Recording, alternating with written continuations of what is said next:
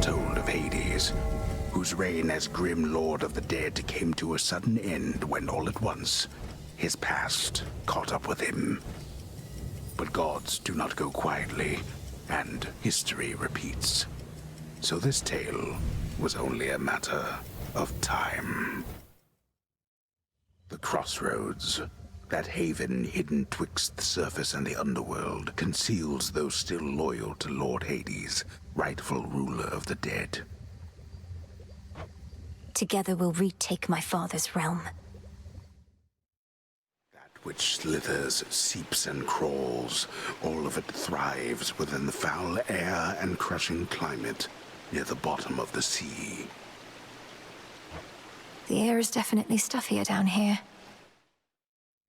Within the vastly sprawling fields of morning reside countless sorrow-spreading shades, as well as demons that insatiably feast upon their misery.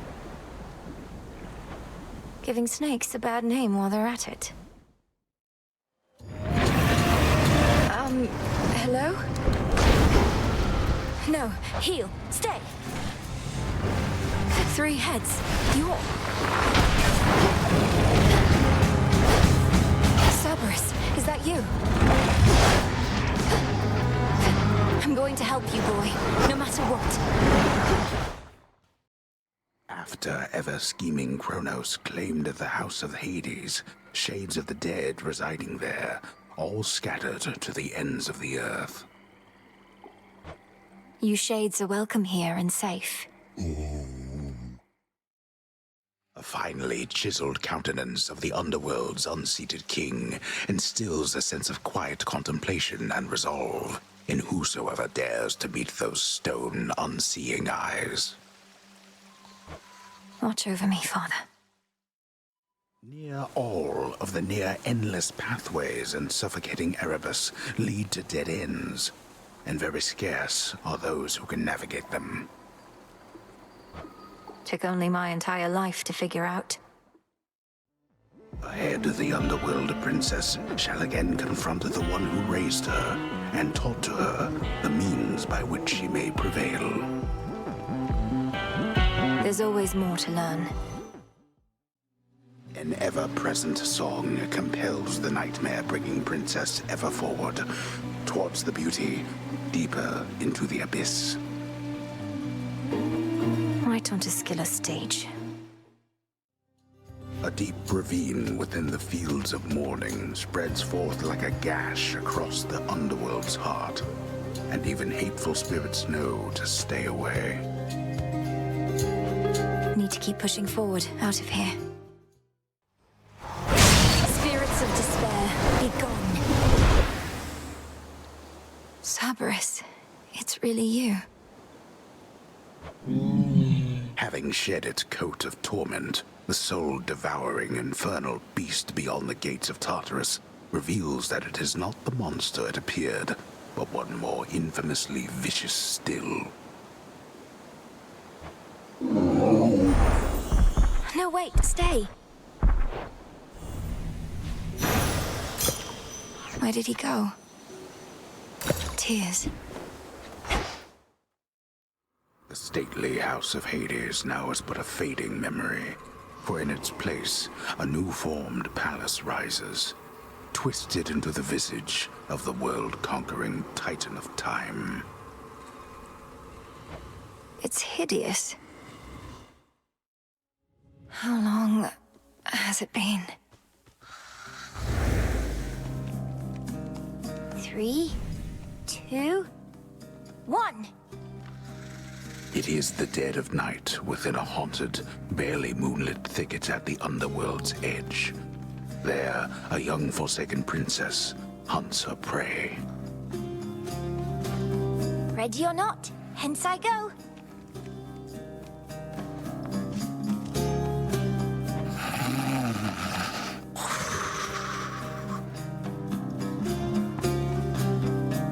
I bid you farewell for now, Lord Hypnos. Where could she be?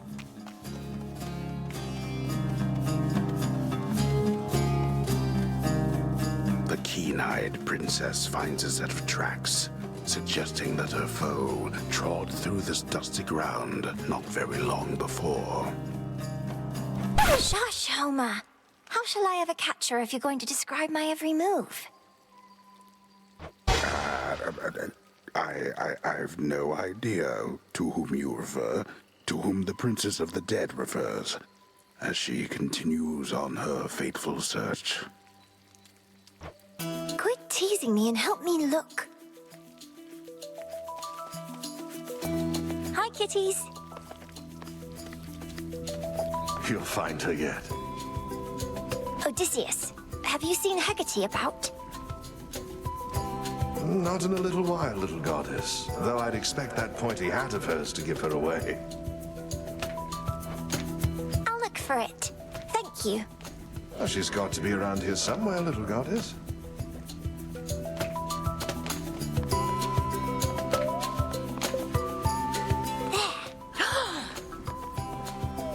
Got you, Hecate. You're dead.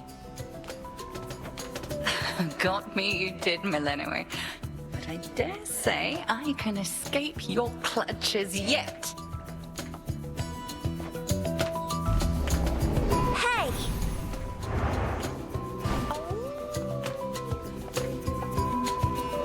Can't hide from me. Hi, Shades. Is Hecate about? Huh. Not seen her, huh?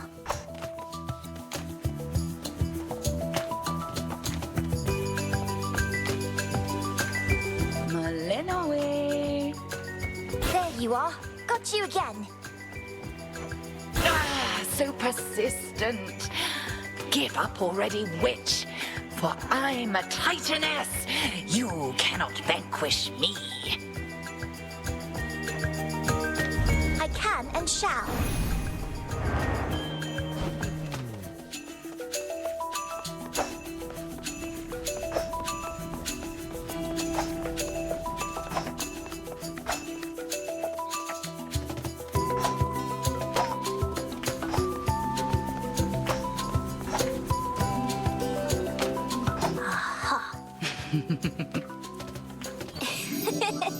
I got you.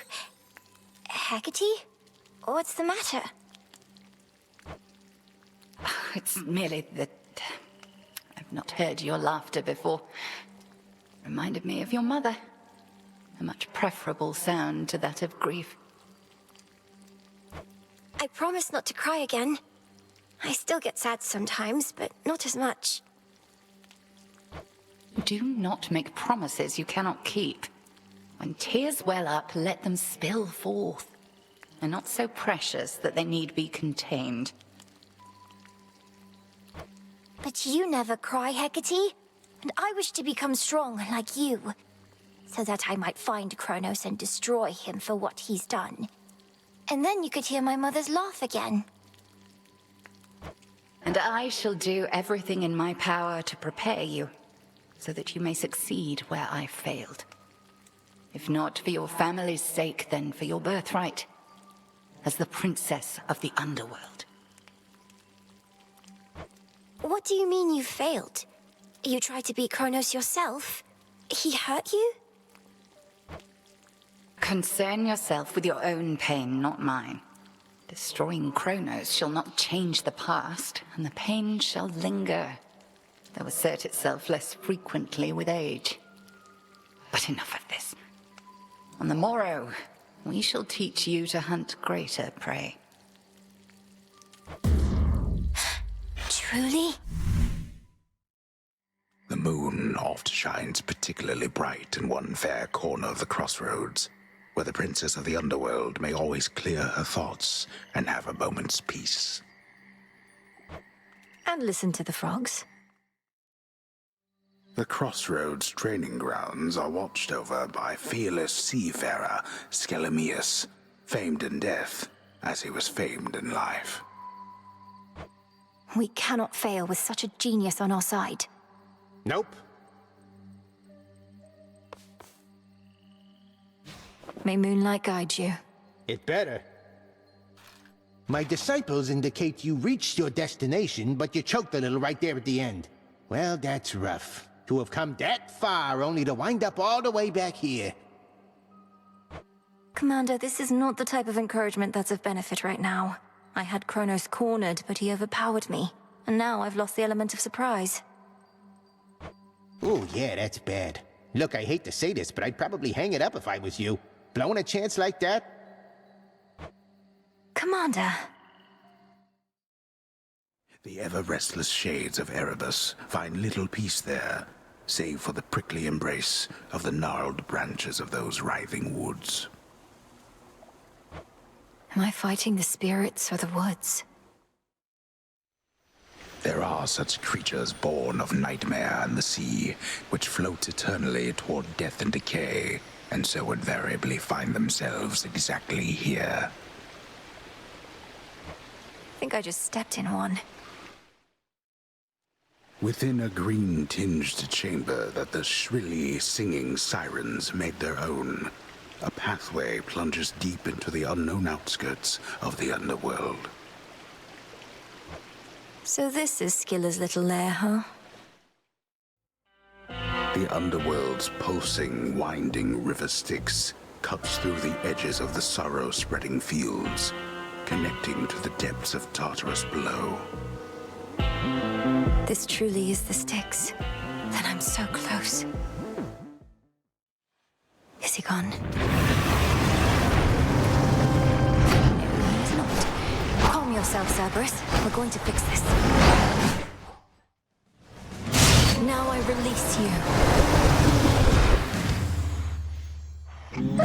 His rage dispelled, and his true form revealed, infernal watchdog Cerberus regards the underworld princess with but the faintest glint of recognition in his 6 terrible eyes. Now calm yourself. It's only me. You're safe now. You're all right.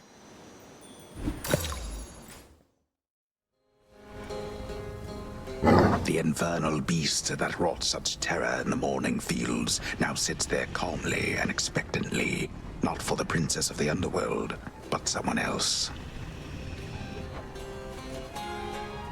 Stay back. Got it. The embodiment of sleep dozes interminably in a private little grove, visited on occasion by the princess of the underworld whenever she requires time to think and plan. Or just to check on him. The river Cocytus winds through endless misty passageways, the wailing souls within its languid waters, all denied their eternal rest. Reminds me of home. Beneath the outer edge of Erebus extends a hidden region of the underworld, known only to few, and navigable only by fewer still. Let's hope so. The alluring siren song fades finally to nothingness, leaving the princess of the dead to contemplate the pathways plunging deeper toward forbidden regions of the realm. We're almost to the fields. Beyond awaits the monstrous hound of hell, no longer watchful of the underworld's gates, but now grown desperate to return to his grim master, wherever he resides. Poor Cerberus. Cerberus, you're free. His coat all matted still with gaping souls, the hound of hell nevertheless seems satisfied.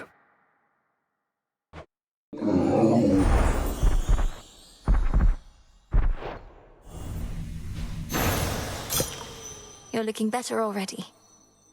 Tucked away.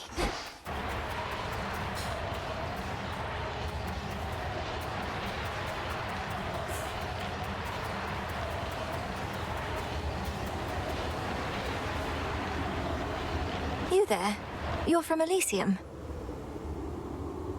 I'll leave you to it then.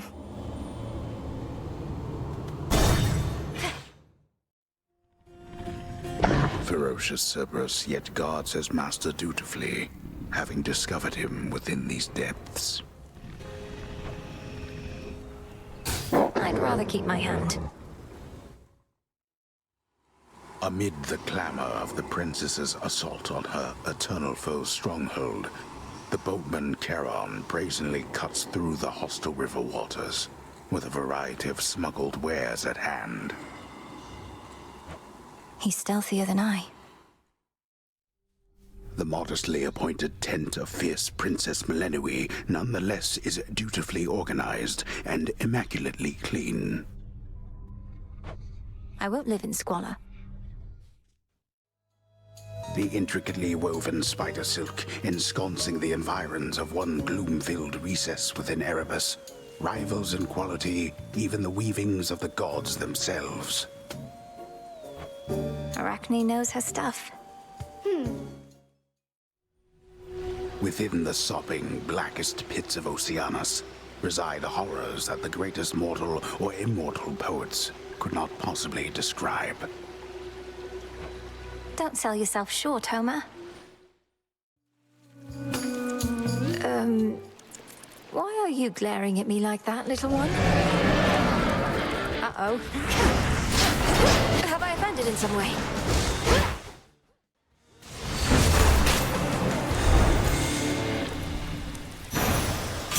Terrifying. You shades, leave him alone. Three-headed Cerberus tempers his boundless rage and hides for now his fangs.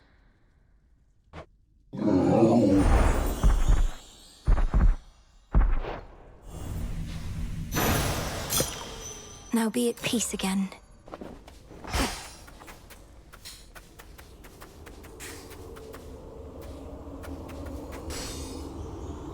No more despair, good shade. Fierce hellhound Cerberus has many fangs, but little trust to spare.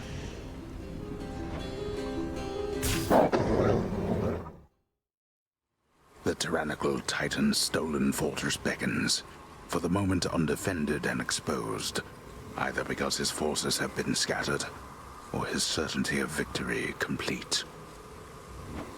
Or perhaps both. A death-like pallor emanates now from the arms of night, or one of them at least. Their fate-wrought thirst to separate immortal souls laid bare. The gathering of ancient bones. A secret monument to night, etched with her will and testament, looms tall within the training grounds, revealing its nature only to the worthy. I'm in the inner circle now.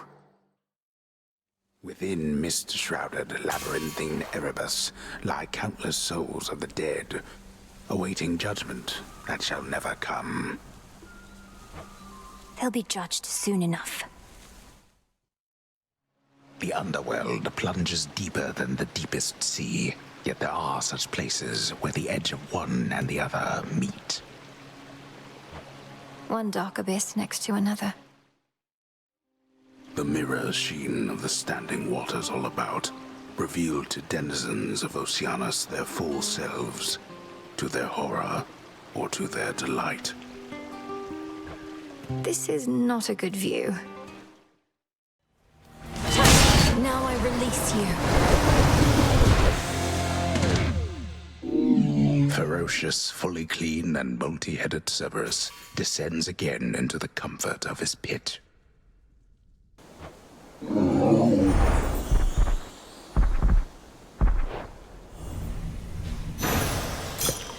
Feel better, Cerberus.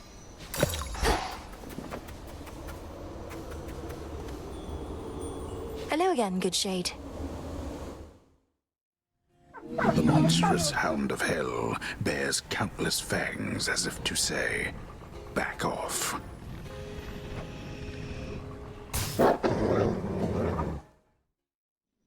The chamber's down the hall. The gutted grand hall of the former House of Hades eerily lies still. Knowing the immortal Titan shall return, the Dark Princess pursues an object that may be the key to her predicament. It should be in the prince's chamber still. Just as it was. Not yet. In dream, I shall remain unseen. The chambers of the missing underworld prince lie in a perpetual state of utter disarray, marked by the passage of time, but otherwise untouched. For who would dare? Just as we surmised. To the abyss of the subconscious I descend.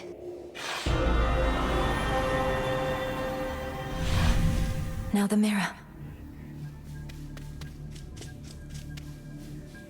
Night and darkness guide me to my blood beyond the grasp of time.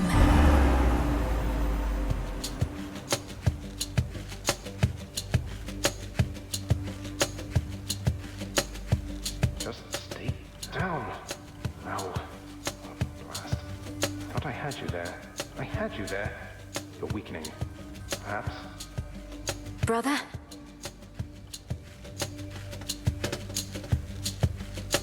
Oh. Just as I'm about to get my hair under control. Who are you and what have you done with my reflection? Only joking. I remembered everything just as you said. Particularly since you're here again so soon. Where were we? I was trying to persuade you to take me at my word that I'm your sister from a future time in which the Titan Kronos has usurped the House of Hades. I mean to stop him and require your assistance. I have a wide variety of questions first, even knowing that our time apparently is limited. First off, why me? Although I am the designated security specialist around here, so perhaps I know the answer to that one. Some security specialist. Kronos caught the house entirely off guard. But you're my closest kin. You've subverted the will of the fates before, and slain gods, if not titans. I also lack the means of reaching anybody else this way. Well, great. I feel that strong kinship between us already. Next question. Where even is this Kronos, and what would you have me do if and when I locate him? A two-parter for you. I don't know where Kronos is exactly in your time, though I do have a lead. His remains were scattered to the deepest pits of Tartarus, which means he's probably recovering below where you reside. As for what to do if you can locate him, nothing as yet. We'll get to that. I hate to break it to you, Malinois, but this isn't all that comprehensive a plan. Especially for something you've been planning all your life. Do I just wait for you to work through the details, or...? No, look, you're a security specialist. Begin an investigation, though in absolute secrecy. Is anything amiss anywhere in the house or in Tartarus? Any unusual activity from satyrs, for example? We've had our share of satyr problems, though not anywhere nearby. But I can have a look around. What about you? Wait, are you in my bedchambers? What's left of them, yes. I can only reach you like this while we're in the same location across time. At any rate, I have to find the means for you to destroy the Titan there before he regains his full strength. But... blast. What is it? Do you have to go again? Then don't wait up on my account. I'll see what I can do and speak to you when next you haunt my dreams. Take care, sister. We'll sort this out. You make it sound so effortless. Farewell, brother. Until we see each other next. From mists of memory, return to Shadow now. She's gone. It's only me again. Hey, when do I wake up? Within the haunted crossroads reside shades and spirits of all sorts, some resembling their mortal selves, and others rendered down to purest essences. You all right, Homer? Nay. Not even those with the power to enter the crossroads at will can entirely anticipate which of its 3 hidden paths shall be their exit. I still know the way. Collected works of sailor slaying Scylla and her sirens lie conspicuously scattered here, a parting vengeance on the sensibility of those who dare to take a closer look. You're such a mess, that little dress. Oh gods. You shades, leave him alone! Unmired for the moment, fearsome Cerberus gives the princess an appreciative look.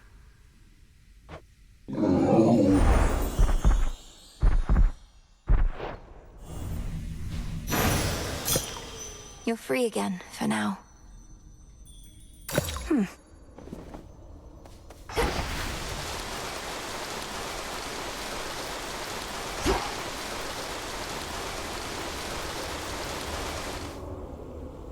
You're always here, good shade. Three-headed Cerberus permits none approach, neither him nor his master.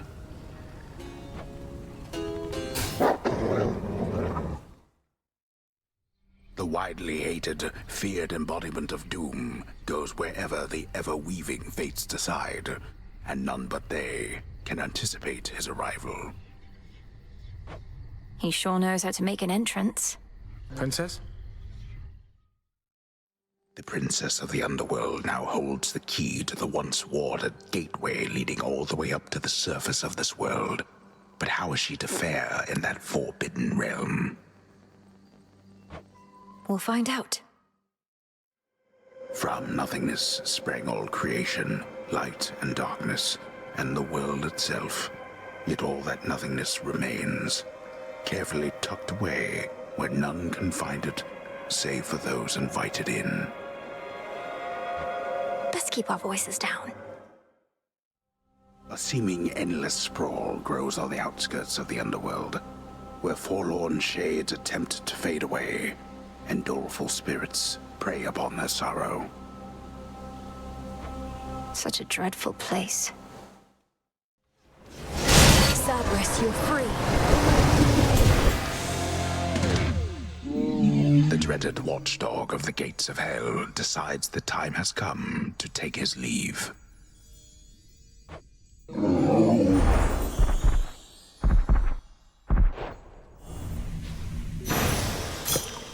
Go find your master now.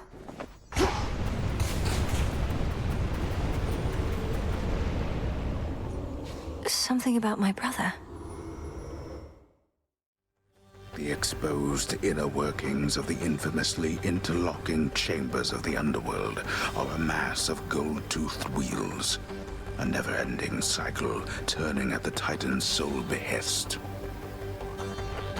Can hardly concentrate with all this racket. Three-headed Cerberus eyes every surface of the chamber all at once. All right, brother. The ancient mirror of night, that conduit of dark primordial power from before time took hold, lies forgotten amid the myriad possessions of the captive underworld prince. An ordinary mirror, nothing more.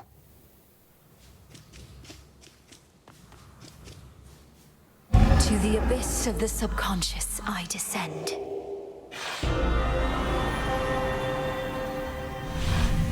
It worked. Night and darkness, guide me to my blood beyond the grasp of time.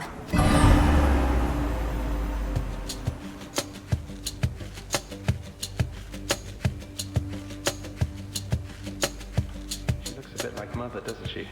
Which means... oh, blast. I never thought... I look just like him then. Only without the beard. Ugh. Ah. Hi there, Menenui. My investigation into our grandfather's scheming has begun, though difficult to make good progress without telling anybody what I'm up to. Don't take this the wrong way, but this truly is your only idea. Yes, I don't think I can stop Kronos here. Even Olympus is stuck trying to keep his forces at bay. And he's far too hateful and hard-headed to stop on his own. That's our family for you. Father certainly has no love for Kronos, but he never speaks of him. Do you happen to know what went over between them to have made things this bad? You're in a better position to ask our father about that than I am. Kronos was a tyrant, and his children wouldn't have it. The Fates themselves deemed that the gods should rule. But that apparently wasn't enough for him. So now you want me to stop him for you? I mean, for us. I've had mixed experiences vanquishing certain members of our family before, but that wasn't forever. And you've said next to nothing about how you expect me to do it. Look, I have knowledge of an incantation known as Dissolution of Time. It requires several complicated steps I shall explain along the way. If it works, it should unravel him. Unravel him. That's a little vague for me, unless Kronos turns out to be a spool of yarn. Can you be more specific? Unmake him. Destroy his ambitions along with him. Undo all the harm he caused. A threefold family bond is required. You, me, and Kronos. Then we shall infuse a special weapon with the negation of his very being. I'll get into that later. Well, great. I think you cleared everything up. Though I'll admit I don't like having to kill our family members just because Father doesn't know how to get along with them. You would blame Father in all this? Blast. Kronos is starting to revive. I have to go. Keep searching for any sign of him. And remember, this is for all of us. I will, and I understand, I think. We didn't ask to be born into this, but it's what we got. We'll handle it as best we can. That's right. Thank you, brother. Take care of yourself. And be kind to Mother, Father, Cerberus, and all for me. From mists of memory, return to Shadow now. The unhappy goddess of comeuppance casts her judging gaze on all within the crossroads, which she safeguards out of duty and of spite. Don't want to get on Nem's bad side. Whatever. Not even the wiles and stratagems of that resourceful sacker of cities, Odysseus, may be sufficient to overcome the Titan of Time. They say never to underestimate that man. Come on. Above, a full moon flares, bestowing all her grace and power from beyond an earthly canopy of trees and soaring precipices which provide a pristine vantage point. The crossroads between realms. In black and murky Oceanus past the border of the underworld, the putrid waters are purified, as if to show that there, Poseidon holds no sway. As long as his boons still work. Spirits of despair, be gone. The fire-spewing hound of hell grows momentarily quite calm, having detected finally the princess of the dead.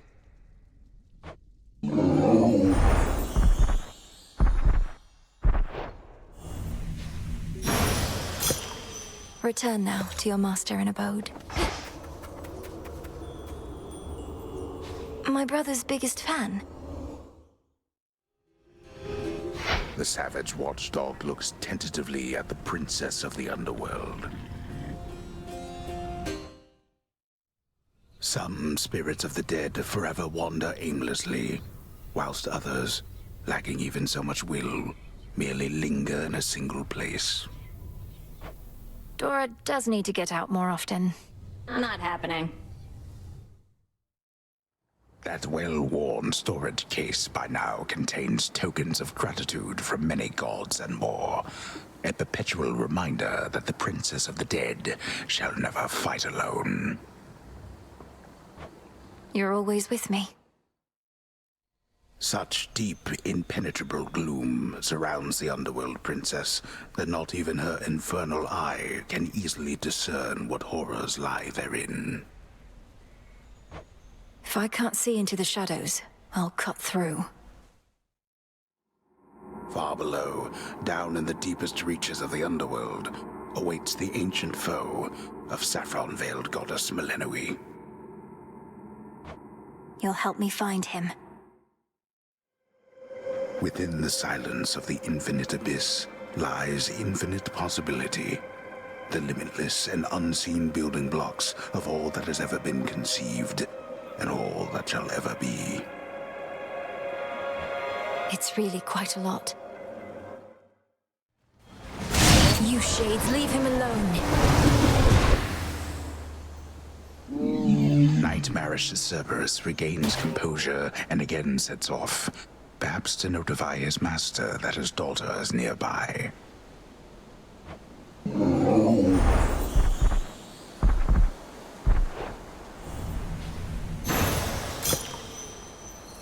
There.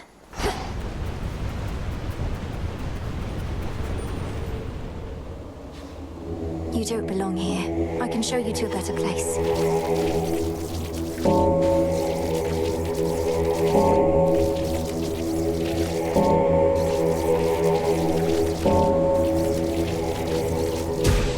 see you in the crossroads.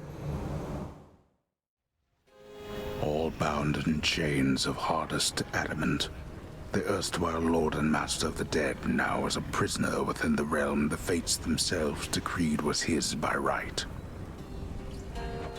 I'm sorry, Father. Feared watchdog Cerberus regards the princess with his 6 expectant eyes. Headmistress is away. Numerous are the responsibilities of Hecate, Witch of the Crossroads, unseen watcher between realms, and keeper of the key to pathways hidden even to immortal eyes. And our headmistress. The rank and file of the Crossroads swell with shades who once were lost, but now have joined in our Princess Malinois's most righteous cause. Welcome to the ranks of the unseen.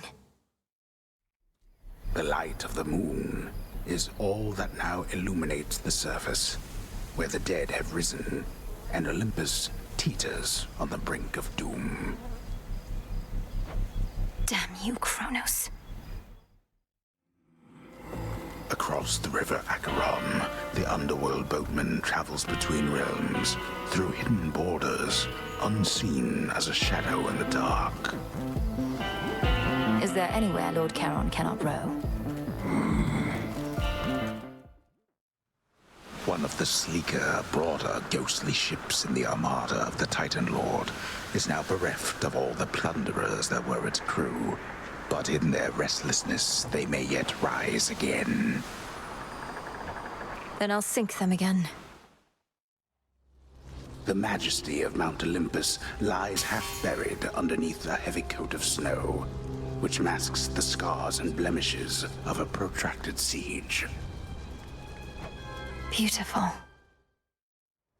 The majestic summit of Mount Olympus would be very much in sight from here, were it not for the very dark and ominous storm wall that now envelops it. A storm is brewing. Finally, the terrifying storm tearing apart the fortress of the gods starts to relent. Perhaps because its monstrous source is nowhere to be found. At least for now. Enough of this place. Almost there. In Ethergate. To all my family on the mountain, let me pass. So bright.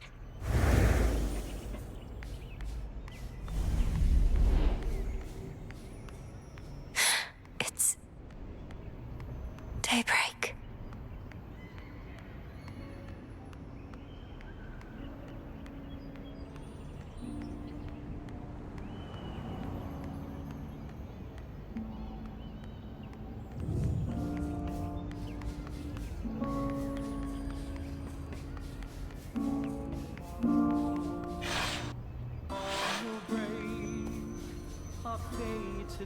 Is that Lady Athena? Lord Ares? Lord Hephaestus? The majestic palace of Zeus stands resolute and strong, for the combined might of the gods has kept that seat of power safe, even from such monstrous adversaries as they face. These must be just the palace grounds. Lady Aphrodite, Artemis, We tend the weak. Lord Hermes, Grandmother, Look, Uncle husband. Poseidon. She arrives. Fleeting flowers in Best not to keep your lord uncle waiting. I'll be right here. the morning light. May moonlight guide you. Yes, thank you. And all Welcome, young lady, to our family's glorious abode. You have our thanks for seeing to it that the monster Typhon failed to reach us here. girls come. And you have our regrets that my lord husband left you to confront that horrid creature on your own. Most of the others are still fortifying the palace. Forgive our rudeness. There's nothing to forgive, Queen Hera. I am honored to have met you and King Zeus face to face and seen the glory of Olympus firsthand. I owe it to your generous support these many nights. Come now, Malinoe. We have a shared objective after all. And so long as Kronos sits upon your father's throne, that objective remains incomplete. Hurrying her off when she only just arrived, husband? Although we've little here for entertainment other than Apollo's plucking. At least our enemy shall be back at our gates before long. I don't think I can remain anyhow. I need to consult with the Witch of the Crossroads. She may have thoughts on how to rid ourselves of both our great foes at once.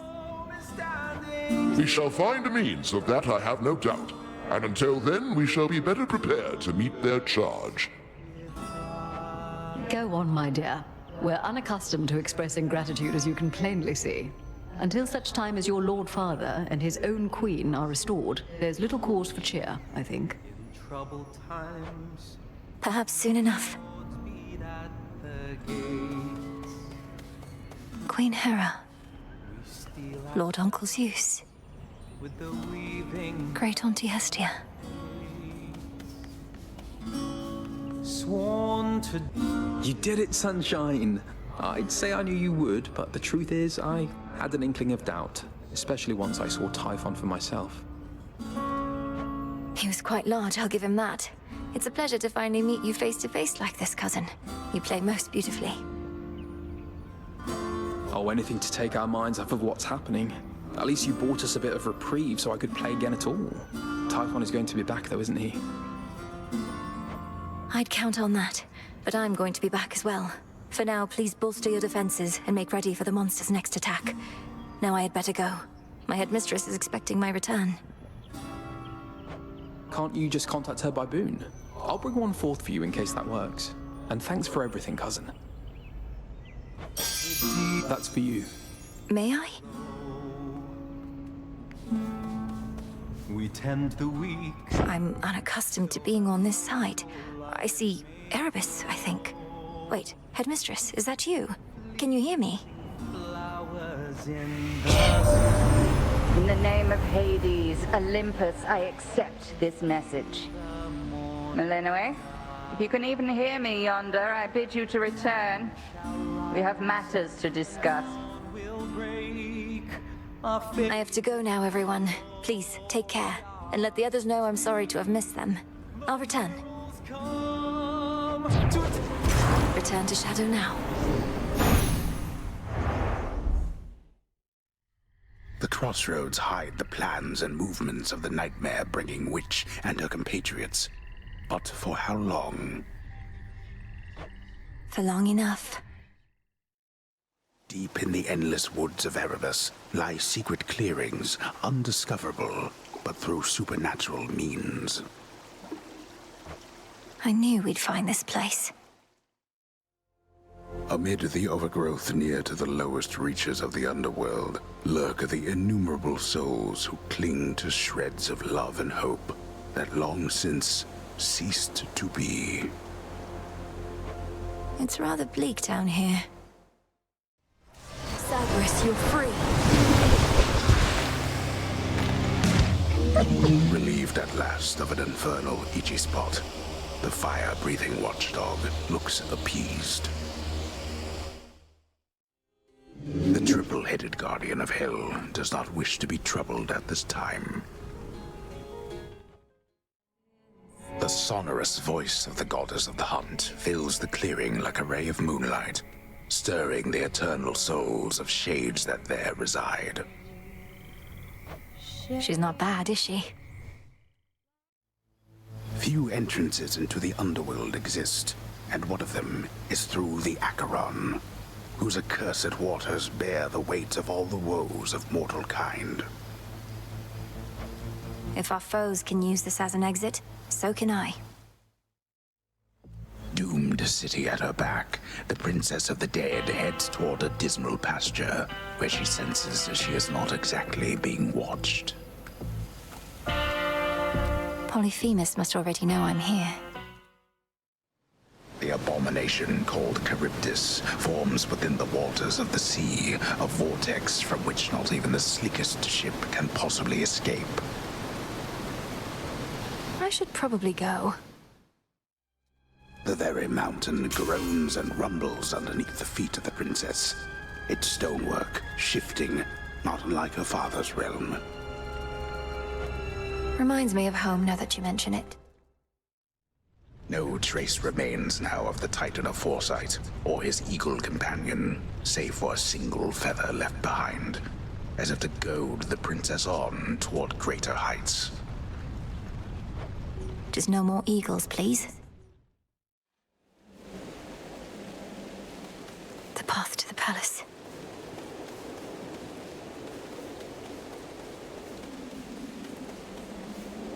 To all my family on the mountain, let me pass.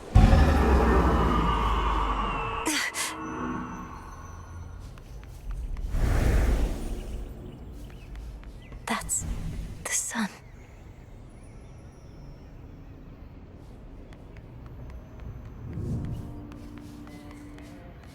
Does Kronos truly wish for such a place to be destroyed?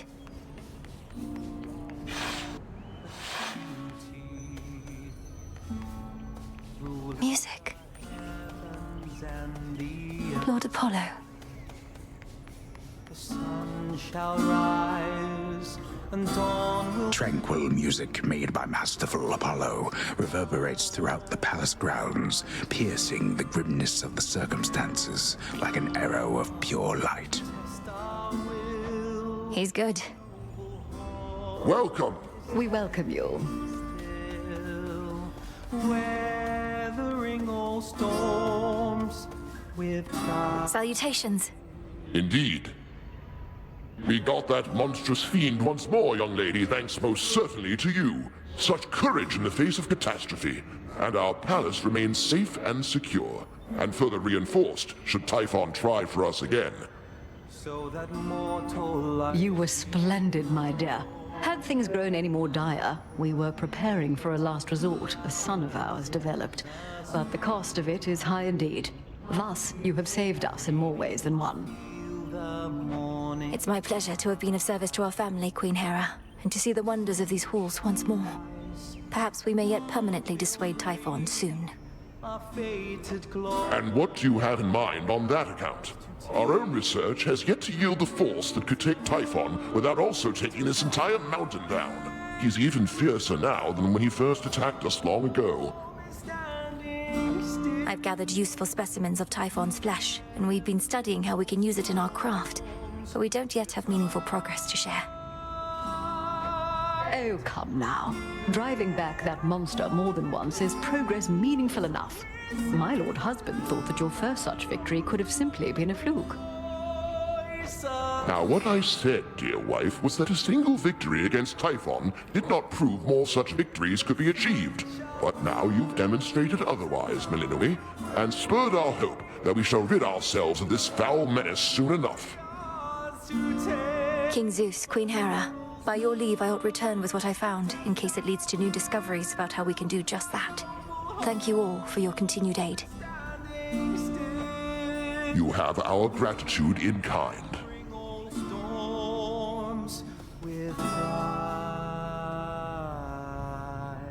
It's good to see you again, cousin.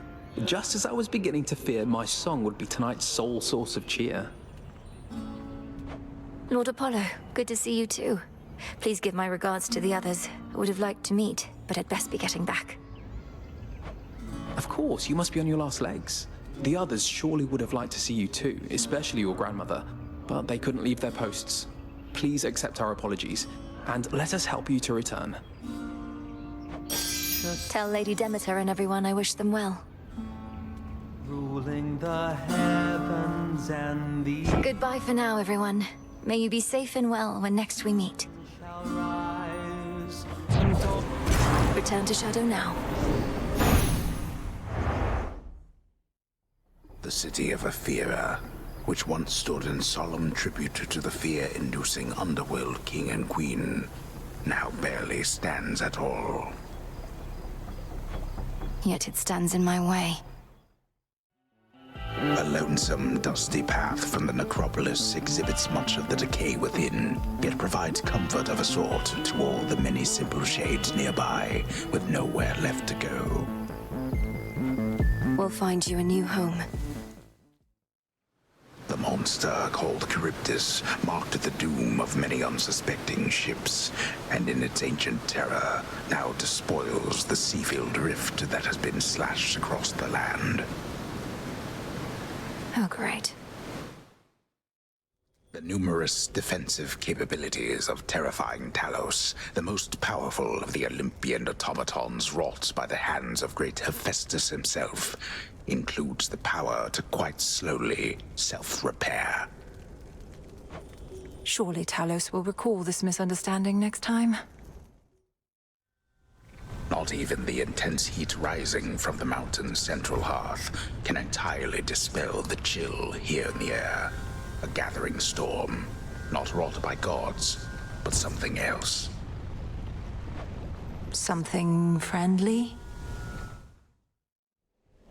Some scarce deliveries risked by swift Hermes represent what aid the gods can finally provide unto the Princess of the Dead, now that the summit of Olympus lies before her. I'll take whatever I can get. The 3 gifts of the Veil, to be bestowed to one deserving of the title of Knight's Champion, beckon the fierce Princess of the Dead to prove her unequaled prowess to all. Oh, I don't know. Oh, I do know. I won't betray my vows. At the threshold to the world beyond the crossroads, the altar of ashes thrums with ancient power, boundless as that of the gods and heroes depicted in the myriad arcana. A power within us all.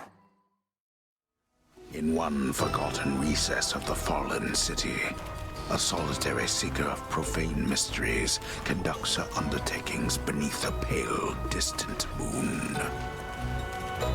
I've learned a curse or two from this one. A pox upon our enemies. There is an old adage which goes, one would be wise never to strike a sleeping Cyclops, and instead carefully walk by. But at times, exceptions must be made. I might make one of those exceptions now. Behold that ancient isle on which a great enchantress plies her trade. Amid such flora and fauna as have come to welcome her as one of their own.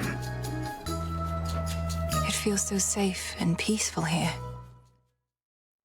Beyond the fires on the heights of Mount Olympus lies the solitary pathway to the summit, on which stands a fortress stronger than the mightiest of gods and titans both. And past that, the Palace of Zeus.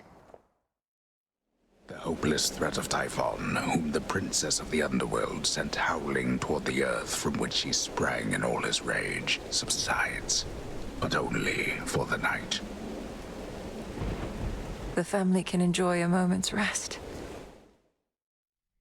On black wings does the uncontrollable embodiment of strife go wheresoever she may please, and lately, that is often in the Princess of the Underworld's way. Cheers, Eris. Huh? The moon this eve is nowhere to be seen, her light but temporarily extinguished, so that soon it may shine bright once more with newfound strength and possibility. Our cycle begins anew.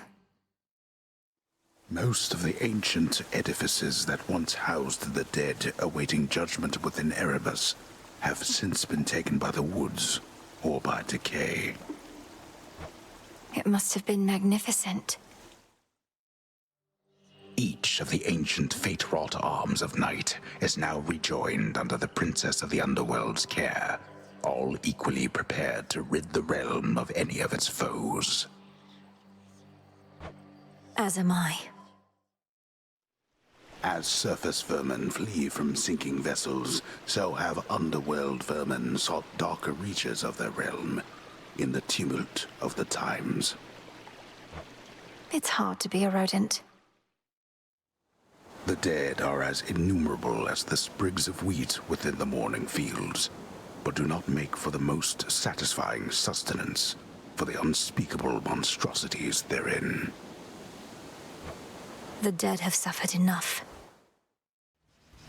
Now I release you. The beast-defeating princess returns terrifying Cerberus to his senses and familiar form.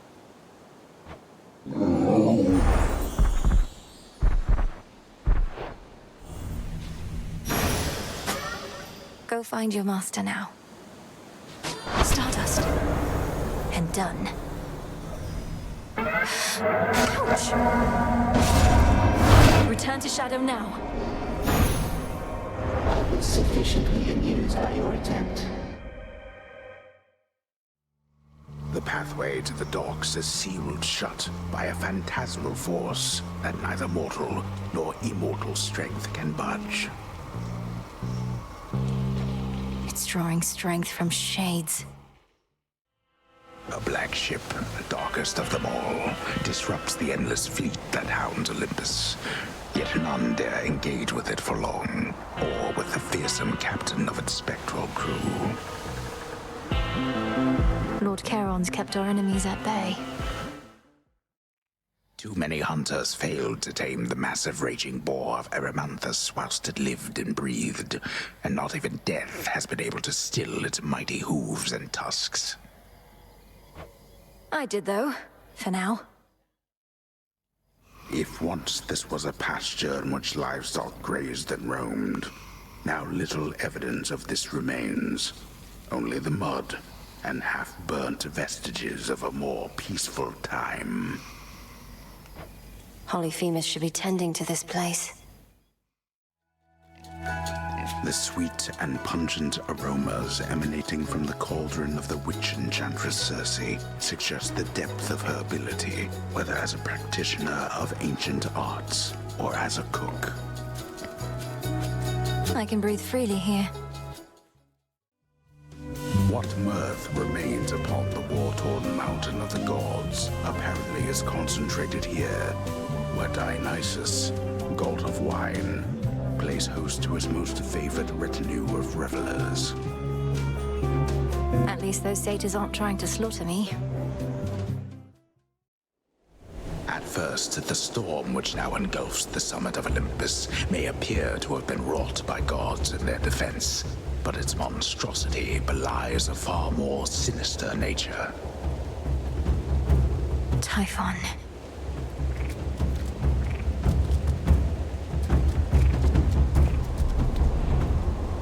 Out there, is that... Something's inside those clouds. Oh, gods.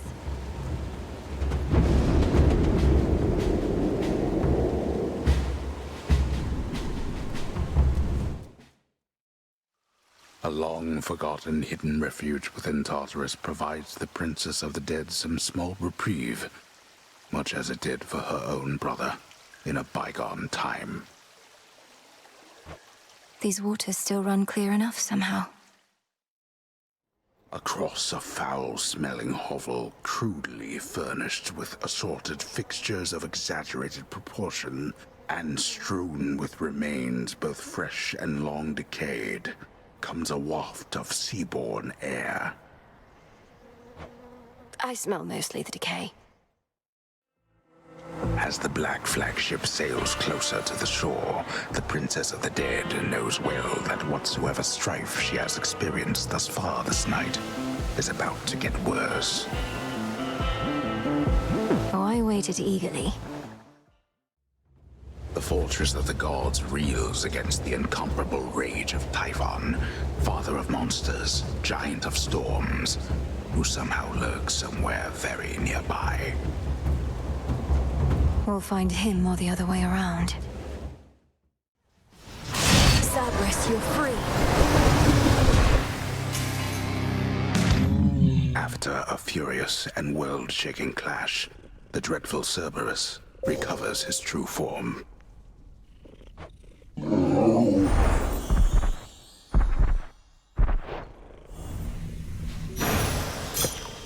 You're free again, for now. growing pack of ever-faithful animal familiars now stand ready to follow the Princess of the Dead into the depths, or wheresoever her fateful task shall take her next. My little protectors. When the armies of Kronos marched on Olympus, mighty Poseidon split the very land asunder, and so the gods contend with naval forces now. Not a mistake, an opportunity. To feel again the stable earth beneath her feet replenishes within the Princess of the Underworld her nearly limitless resolve as her objective finally draws near. Mount Olympus. There it is ahead. Endless horrors spewed from Typhon are of every shape and size, including relatively sinister and larger ones recently fallen to the Princess of the Underworld's wrath. I'll slay them all. A passageway through the snow-covered rock leads to the foot of the most sacred mountain of the gods, Olympus, which now looms impossibly into the sky above. Bit of a climb. Heights such as these are no place for the boatman of the underworld, and yet his wares are curiously to be found, born here perhaps by allies that remain unseen. Allies whom I certainly appreciate. The ancient and obscure originator of creation yet remains, observing from within such black impenetrable depths the endless toil of the living and the dead. Chaos is witness to all. You shades, leave him alone. What constitutes mere playtime for the terrifying Hound of Hell is ended for the while. For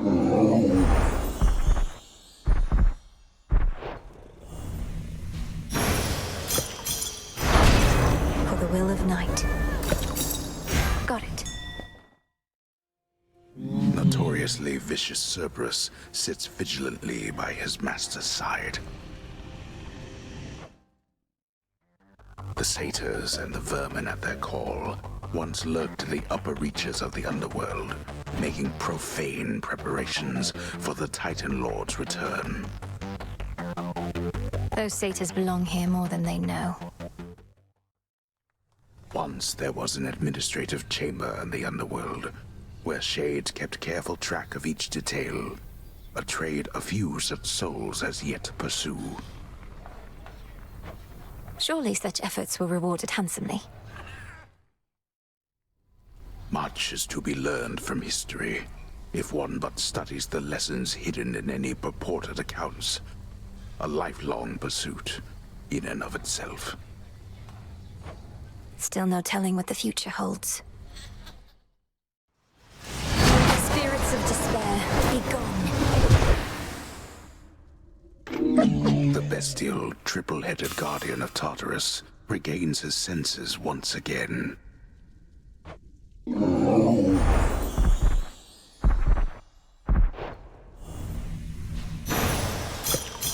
You're safe now. You're all right. After the calculating Titan of Time wrested control of the underworld, he sealed shut the major artery from Tartarus. Yet the Princess of the Dead knows of a hidden passageway within. Secrets of the unseen. The resting Hound of Hell makes plain he wishes not to be disturbed. Liquid lamentation flows through the river Cocytus, yet even in such hopeless waters, certain creatures learn to live and thrive. I do sense some of them want out.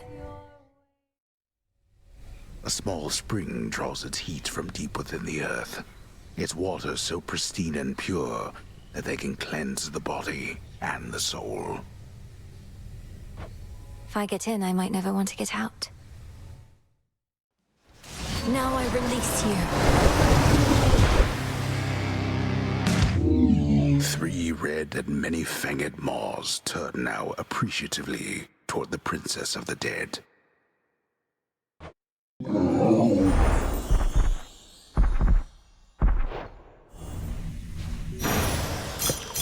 Return now to your master and abode.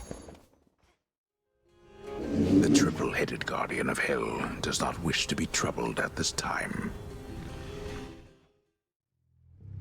Before the land was split, mortals would gather and create competitions for the glory of the gods. But now the gods themselves appear to fight over the few remaining scraps. There's still enough for all of us, I think.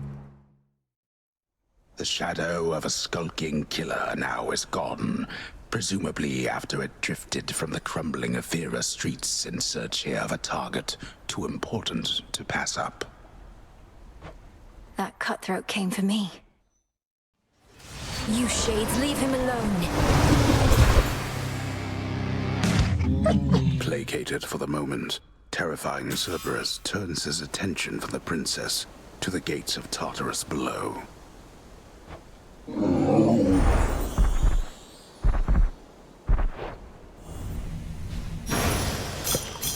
Now be at peace again. Nightmare. Feared watchdog Cerberus regards the princess with his 6 expectant eyes. The underworld of Hades holds more than the souls of the dead. Riches beyond imagination, even the remains of the deathless titans. They'll end up back where they belong. Spirits of despair, be gone. A flash of recognition passes across the countenances of the monstrous hound of hell.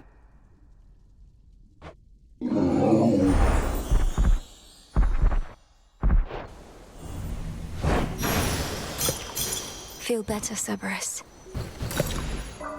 Gemstones from the earth.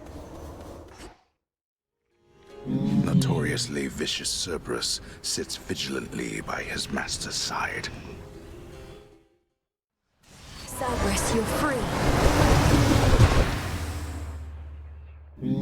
The princess once again somehow withstands the fangs and flames of Cerberus himself. The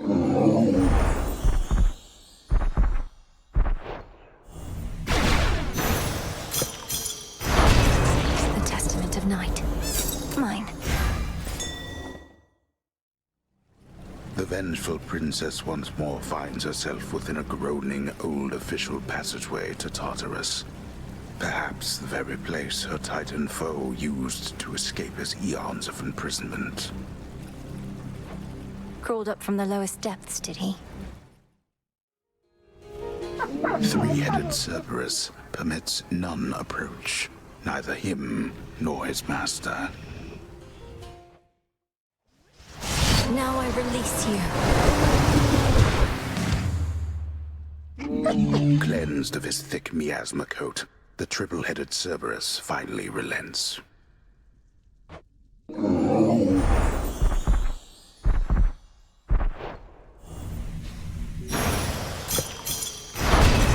For the underworld.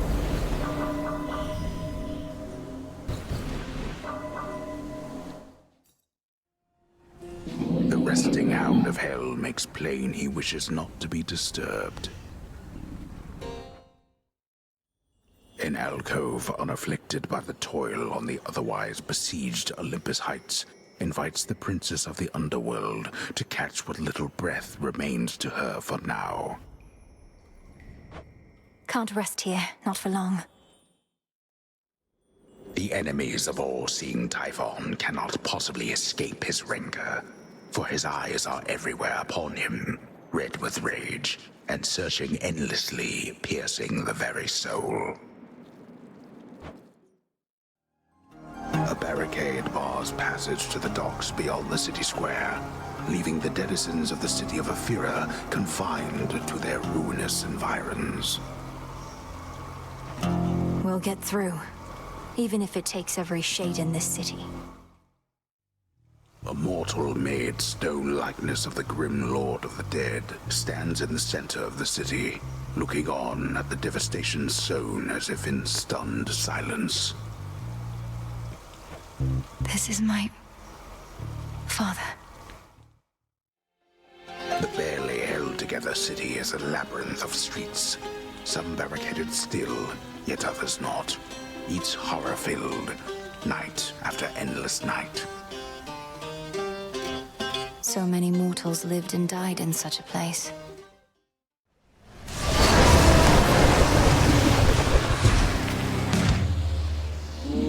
Finally, the vengeful princess overcomes again the hellish monster standing in her way.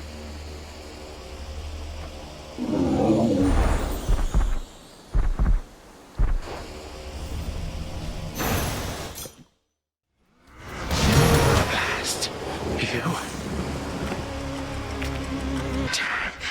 you wish to bring about the end of time? Well then observe, for I shall give you but a glimpse. Come finish what your father started, granddaughter. And do take a good look around. Ask yourself, where do you think you are? Or perhaps the better question is when. What is it that you think you see? Who exactly do you think I am? Who do you take me for? And how could you possibly think you can bring about my destruction? But by all means, please go ahead and try. Or do it, better yet. Bring this entire blasted world screaming to a halt. Better than to leave the world in careless hands. You will be doing me a mercy. And saving me a great deal of trouble. Come on, stop me. But understand one thing. I shall always be one step ahead. Impossible. My mother's handmaiden. You give her back. Right now. You care so much for this witch handmaiden of yours. Would that a single relative of mine showed me even an iota of concern? What reason would they have to care? Look what you've done. You're trying to take everything from us. Our future. We are family. We do not take, we share. Destroy me then, if you possess such strength, and see what future you shall bring about. This is for that future. And our family. Future. Family.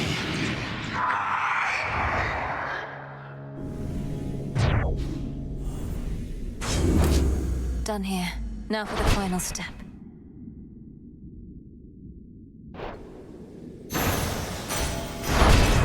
Thank you, Nyx.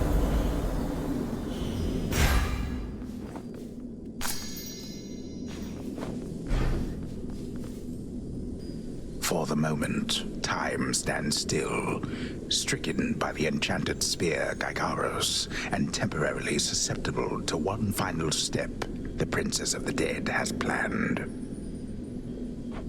Now for Zagreus to do his part.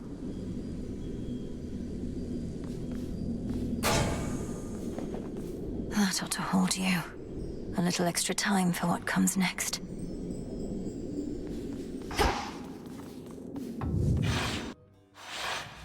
Hold on, Headmistress. To the abyss of the subconscious I descend.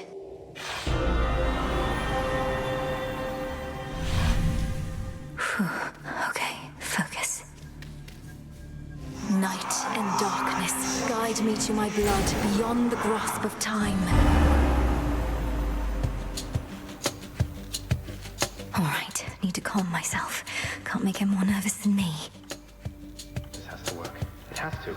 I mean, why wouldn't it? Everything she says has happened will happen. I mean, it just makes sense, doesn't it? Well, anyway, we'll find out soon enough, if she shows up. Is that... Melinoe, you've returned. You've no idea how much difficulty I had falling asleep so I could see you here again. So what's the word? Have you prepared the spear? Take hold of Gygaros and we'll find out. You'll have to go immediately to where Kronos resides. Speak to him, but do not mention me at all, as I've not yet been born. I'll be counting on you to succeed. And the plan is, once I find him, either we become best mates, or else it's death to Kronos, like you said. Do you truly think there's any possibility he comes around? That I won't have to kill him? Knowing there are infinite possibilities, then I suppose so, yes. But I'm so angry with him still, and frightened about what may come to pass. He's taken so much from me, from all of us, and yet, he wants his family back too. One way or another, he'll get what's coming. We all will. All right. But we're getting your family back, not just his. Whew, this is a lot. To think the Spear of Fathers has the power to destroy a deathless titan. It shall in just a moment, so hold it close. May earth and night and darkness hear me now. Bring true death to the deathless by my vow. Dissolution of time. Gygaros. It's grown hot to the touch, but feels much lighter than before as well. I suppose I should be careful not to prod somebody with it. Besides Kronos. Go, Zagreus. I've done everything I can here. And we'll see each other again. Some other time than this, perhaps. But still. For now, farewell. Goodbye, Melinui. I hope this works.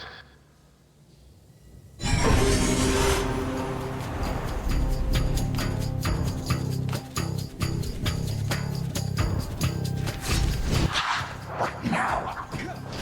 What is all that infernal racket? Silence, fools, lest we be caught. Guards! Guards! Guards! Oh, hello. Who goes there? You lack the clothing of the satyrs' hooves, and have a countenance which I know not. You must be grandfather. I don't believe we've had the pleasure. I'm called Zagreus. I got a tip about your quite suspicious cabin and decided to go take a look. What are you doing here, if I may ask? Recuperated. What else would I possibly be doing in a place such as this? So I suppose Hades is to thank for this new grandchild of mine. I never thought that I would see the age when he became a father for himself. Oh, he's a wonderful father, if you must know. My sole disappointment is that I'm an only child. But he and my dear mother Persephone, the Underworld Queen, truly love each other, so down the line, one can hope. Why are you telling me all this? So immediately lets my satyrs tear into shreds. Where are those blasted satyrs anyhow? Grandfather, I'm telling you all this because I thought I'd make a little small talk here before I have to do you in. If you would bring pain and suffering upon my house, as our designated security specialist, I cannot allow that. What do you know of my intent? You dare speak to me of pain and suffering? Here I have wrought it since an eon prior to when you were but a twinkle in your father's eye. Healers, brothers, traitors and usurpers. They're your children. Father and I also used to fight. He'd grown isolated from Olympus, and Persephone and me didn't do him any good. What about you? We've only met. Are you prepared to sweep me into your old grudge? If necessary, yes, of course. Your father and his brothers surely have already poisoned you and your entire generation against me. Would I be speaking to you if that were the case? Here's the arrangement. Either come along quietly to a little surprise family reunion, or take this spear repeatedly, and you won't soon recuperate, I swear. Which is it going to be? Who threaten me with annihilation have not experienced a world without time. You would have to dearly miss my influence, nor shall I be shamed and ridiculed before my kin. What do you have me do when they look upon me? Oh, I don't know. Perhaps just act like you're my grandfather rather than sneaking underneath the house in some sort of profane chamber I ought to have known about. Your time. Why don't you extrapolate a bit? Extrapolate what? Actually feel the life in which Grandfather Time is there to coddle the spoiled child of my rancorous son. Hades shall drive the accursed spear through beyond sight if you do not. No, because you'll be under my protection. And also, no, it won't just be a joy-filled life, especially if you keep on. But it'll probably be better than whatever this is. Now make your choice already. I don't have all day or night. Severin, a future with such grandchildren as you or the eternal void. How can I possibly decide? That's it, I'm stabbing you. Now wait. All this time, for naught. Perhaps the fates themselves always knew my plans would be undone again. 3, 2, 1. Ready or not, hence I go. You said yourself Mother could use some rest. Why don't you join her? I can keep an eye on things. No. Already sat there. Queen. Nor shall I leave my daughter unattended. Unattended? You act like I may not be the best influence on her. I do not act. Oh, hello. Well, this is a rare treat. The both of you together in this lounge. What brings you here, Grandfather? I yet to seek the girl's whereabouts is what. I have turned over this residence in its entirety and found nary a sign. She is already as elusive as you always were, Hades. That or your old senses have dulled. She went running over there by the head chef, where she yet lingers in silence. Go before her patience wears thin. What Father meant to say was no, we've no idea where my good son's little sister is. She could be anywhere. Have you tried checking the administrative chamber? Gods, I sound like Hypnos. I do appreciate the hint. Keep up the good work. Where are you, my girl?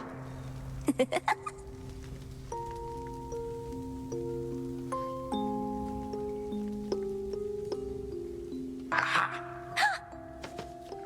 There you are at last. You might have kept me searching for a while yet, that you found such a secure hiding point amid those shadows. It sure took you long enough. I was beginning to think I might never see you again. That is precisely what your father said when Zagreus first brought me here. Well, are we to suffer through another round? No, this game is too easy. Tell me another one of your tales about the Golden Age. Perhaps when you are older, lest your father be displeased. If you defy him, you merely get a mild reprimand. If I defy him, I get cut to little bite-sized bits, which then are sprinkled throughout Tartarus. Ew! Well, if Father ever does that, I shall simply go find all the bits and put you back together again. Spoken with the generosity of youth. You are the only one around here who would say such things, Millenoi.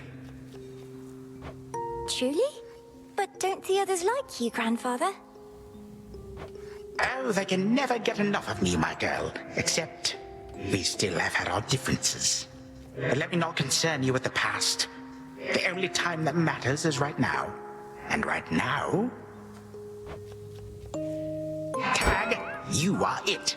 Hey, no fair! Is this the future? Or is it the past? Not merely mine, but yours, granddaughter. Everybody in this house.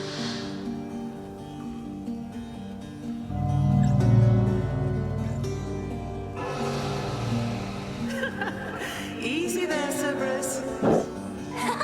Yay! Take that! That's at last. Just like we trained. All right, this way, please. Unbelievable. What happened then? I, the bloodiest part. I got you something. I don't know if that's me.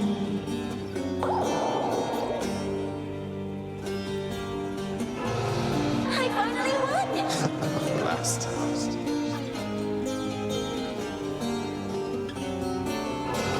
It's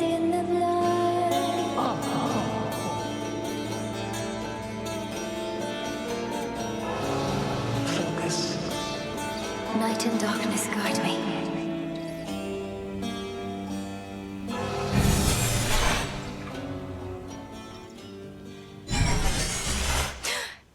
I remember all of that. My life, the way it could have been.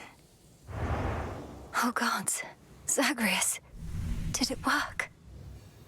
What's going on out there?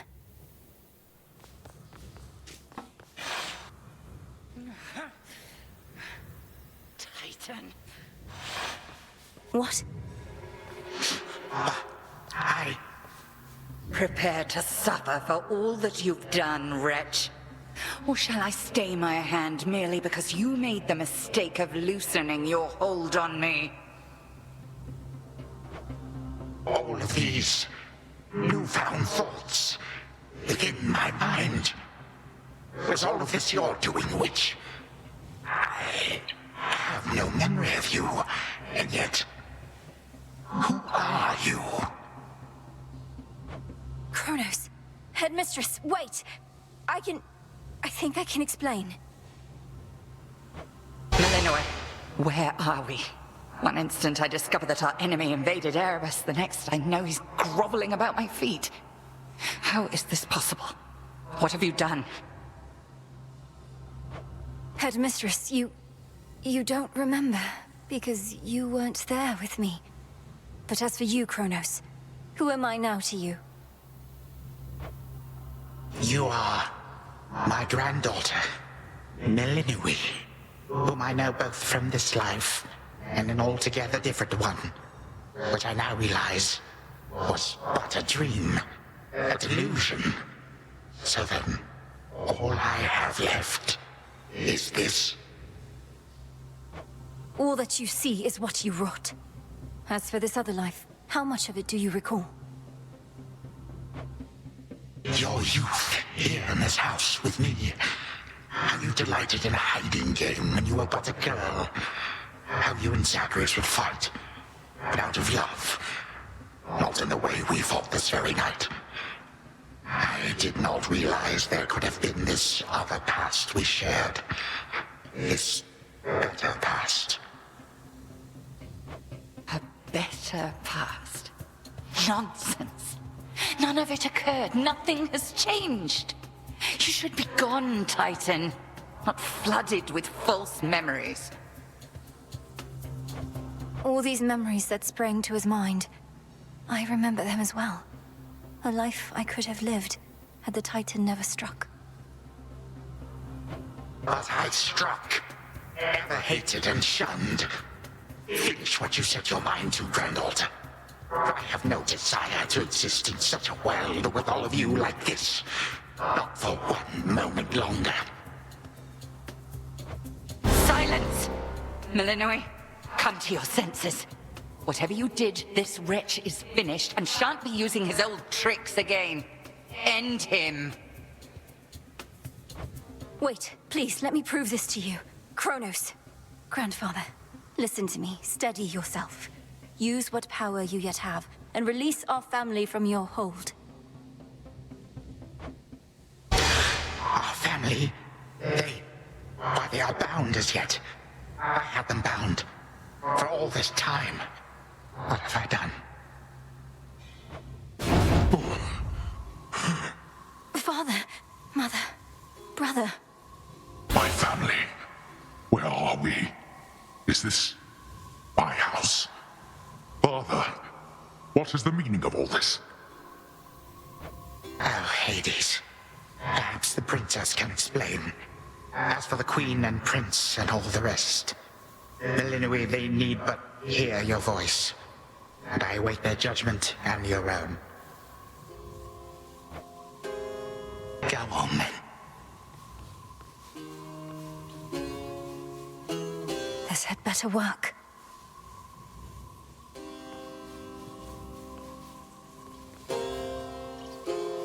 Queen Persephone, Prince Zagreus, return to us. Hades, Mother. Melinoi, you're all grown up. But then, of course you are. Oh, my heart. Melinoi, it's really you.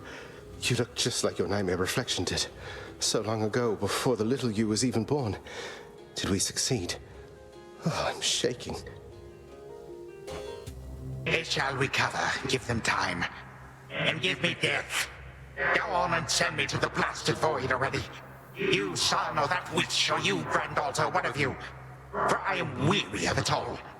You long for a world without me. It is yours. Grandfather, no. How could you say that after all we've been through together? I swore you'd be under my protection and... Oh, gods. What happened to this place? I took this place as what, Cerberus? And ruined it. You need not advocate for me again. You never knew my real self. Merely a possibility and nothing more. And you, Melinoi. To think I put you through all this. Take your vengeance. No. Our family's had enough for now. Who else recalls what happened? Memories as vivid as any you hold dear, but of a separate life we might have lived. Mother, do you remember? I do. You were insatiably curious as a child, and sometimes too much even for me to handle, so Zagreus and Kronos, they often helped take care of you. I too remember now. That father was with us after Zagreus discovered him and took him in. Yet all the while, I have been a prisoner. His prisoner here in this time of ours. Queen Persephone, Lord Hades, do not believe these falsehoods coursing through your minds. Even your son and daughter seem susceptible. You all have been manipulated by the Titan's spell. Headmistress, that's not true. Don't you understand? The dissolution of time, this is how I manifested it. You always said the task was mine, as were the methods I employed. This was the path I chose. Then you failed. Death to Kronos was the task, yet there he is. Melinoi, what could possibly have compelled you to take such a course? Your own teachings. To think for myself, not just do as I'm told. But if you still believe destroying Kronos will make our problems go away, then what are you waiting for? I shall never forgive this Titan for what he has done. To this world, your family, you, or me. Dear Hecate, my handmaiden, who said anything about forgiveness? I've never heard such pain in you. Last I recall in this life, just before Kronos struck, your task was to protect our daughter at all costs. And you did. You did. In our moment of peril, you were the only one we could count on, esteemed Witch of the Crossroads. For that and more, you have our gratitude. For all eternity. I did no more than was my charge, O King and Queen. And I remain as ever at your service. Well then, Melinoi. What now?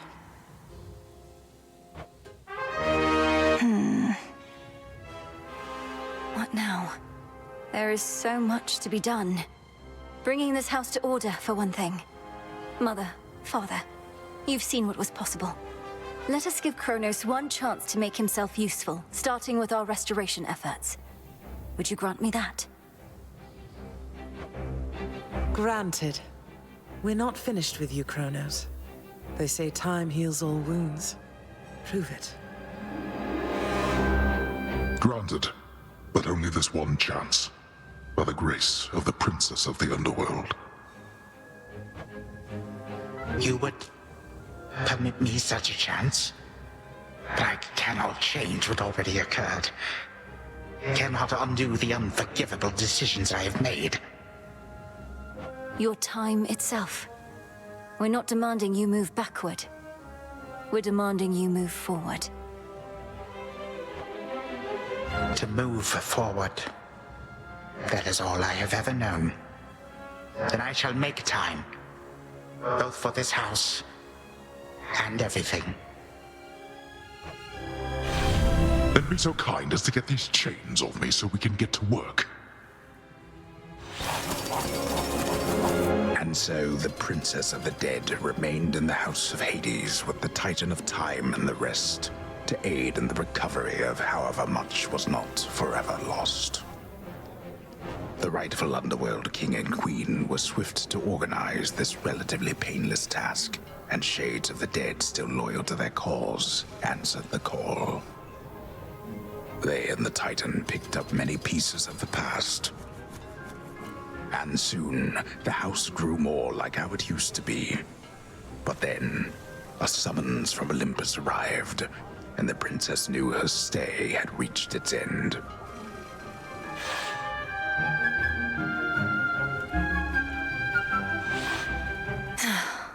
Well, this is it. Hey. Princess?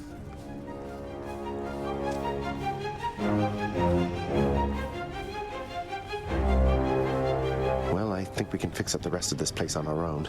Thank you for all your help. Especially the part where you liberated us from our temporal prisons and whatnot. Believe me, I had nothing better to do. Anyhow, we'll have to find a way to cross paths out there. And each keep an eye on Kronos as we tie up some loose ends. It must be hard to even look at him after everything he did. I can't help but be glad we're all here, but that's easy for me to say, not having been locked in a lifelong conflict. I'll manage. You helped me realize there even was a path toward this outcome. As I faced Kronos in this house, I started to sense that being cut off from this family was consuming him. It might have consumed him completely. Good thing we make a decent brother-sister team. Past and present, real and imagined. And now we don't even need Dreamtime witch magic to stay in touch. No, I suppose not. Feels like we've been through thick and thin together, doesn't it? Even without the memories of a wholly different and generally more pleasant life. Right now, I'd simply settle for a calmer one. Come on, you're not the settling sort. Anyway, I know this isn't goodbye, and we'll be seeing each other, though still. I'll miss you, little sister. And do send Hypnos back if he can't wake up on his own. He'll wake up. I'm going to miss you too, big brother. Take care of everyone, all right? I will. You take care too.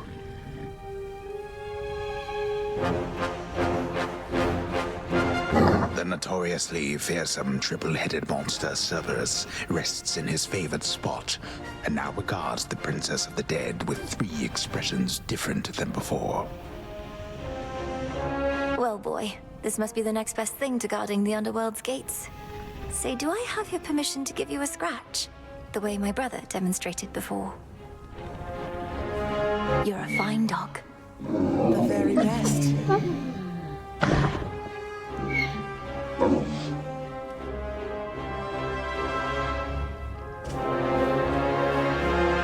My beautiful daughter.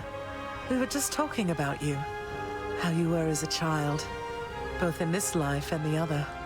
Growing up is so difficult. And you had to do it twice. Which makes me beyond fortunate. Hecate was the best caretaker I can imagine. And I'm so grateful to have experienced a life with you, Mother. Where there was so much warmth. And now you've met this other side of me. And I shall eagerly await getting to know this other side of you even better. And, Hecate, you're certain it's no burden to you to continue looking after her, just in case? I swore to you that no harm shall come to your daughter, O Queen, and that vow remains. And I shall always care for her, whether she resides with me or not. Then it's settled. And Malinui, for what it's worth, I likewise opted not to live at home when I was in my youth. Please reconsider this, Malinui. You cannot be serious about returning to that dusty glade. Your rightful home is here, and you may be unable to return whilst you are with us due to laws much older than ours. To serve the unseen Is to serve in shadow. I know full well, Headmistress. and do not make this decision lightly, but I can't leave the crossroads, especially when we've so much left to do.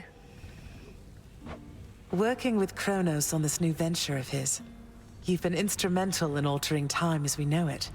So you're certainly the best fit to keep things that way. Ensuring time keeps working in our favor seems like a good way to spend my own time. It should be interesting, and the matter is close to my heart. Perhaps I was born for this. You were born for much more, but we'll do our share. Cerberus has already taken to prancing through the fields of his own accord, and your father and I shall not be far. As for your brother, well, he always turns up. All this is going to be an adjustment, though, isn't it? Even if I'll see you all again soon. An adjustment is putting it mildly. Now go make your rounds, and I'll see you off before you depart. I love you, baby girl. I love you too, Mother. Thank you for being here. Only because of you.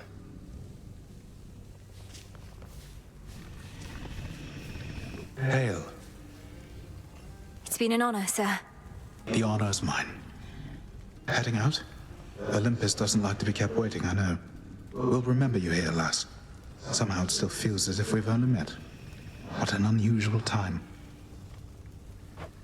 That it is, Achilles, sir. I have these glimpses now of cherished moments I might have spent with you and the other house servants had the past but gone differently. Are the others doing well? They seem to be. Your relatives recovered the most swiftly, but I think we're all still feeling some effects. And catching up on everything we missed, and aiding where we can. I'll miss you all. This really does feel like a dream at times. I fear I may forget it, as one tends to do with dreams. I trust you'll still remember what I always told you about fear. Please don't worry.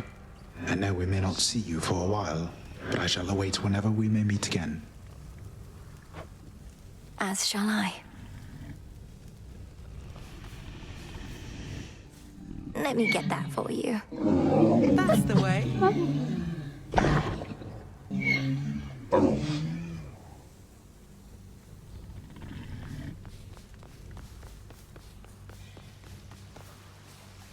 When I was having difficulties with my son, sometimes I thought of you, Father. I cannot fathom having had more children to contend with all at once. Yes, well, I was not terribly successful at contending with you a lot now, was I? Particularly Zeus. To think that I shall see him and the others again soon. I can make no assurances about how you shall be received. These dreamlike memories we share did not reach Mount Olympus, it seems. But Zeus does have my full report. Surely a ringing endorsement, but I merely jest. If time can be so cruel, then it is only fitting for children to be much the same. Would you not agree, granddaughter?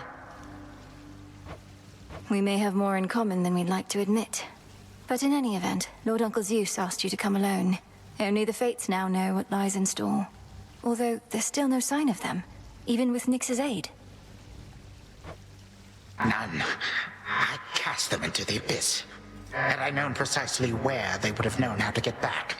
Yet if my hypothesis about such possibilities as we experienced is correct, we may find them. We shall. And I look forward to testing this hypothesis. Perhaps we'll all learn something about ourselves. Would that we could. Gods and titans may be doomed to live forever, but we need not be bound to our old ways. Indeed. Father, thank you for all your hospitality. It gladdens me to see you doing well. I would not be, if not for you, daughter. I trust that we shall see each other again soon. And perhaps even you, Father. Likewise, Hades. At least this house is mostly to your preference again. Beyond these halls, of course, much more is to be done. Yes, well, Father, I wish you the best with the ongoing underworld renovations. As for us, our chariot is here. That it is. I am prepared. Shadows conceal you. Moonlight, guide us.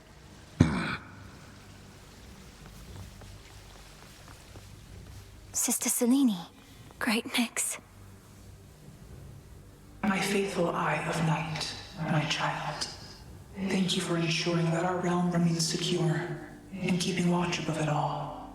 I never doubted that I could count on you. But, Mother, had our watch been more dependable, then none of this would have transpired.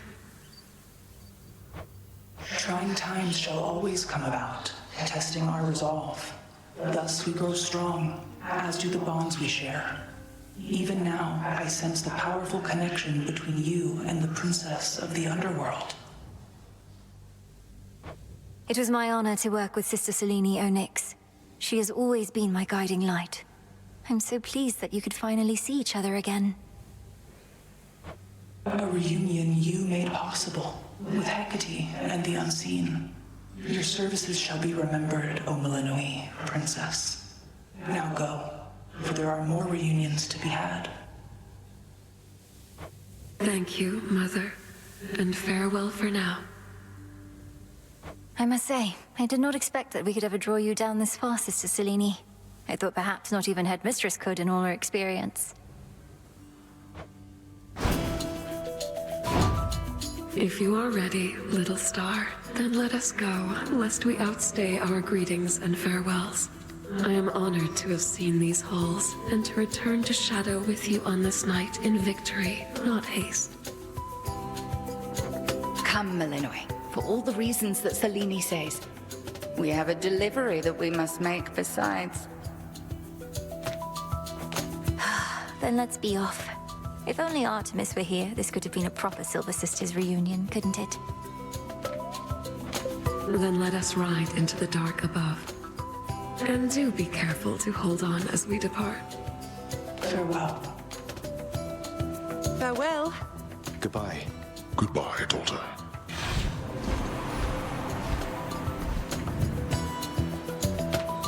You get to fly like this each night. If I may briefly interrupt, we have arrived at our initial destination, everyone. Olympus is not far from here. I do appreciate the ride upon your gleaming chariot, O Moon, but it is time for me to go. Perhaps my conversations with Hades have prepared me to face my other sons. We've informed Lord Uncle Zeus of what happened and given our recommendations, though he'll have many questions for you, and ought to be expecting you by now. Remember the chance you've been given, Grandfather.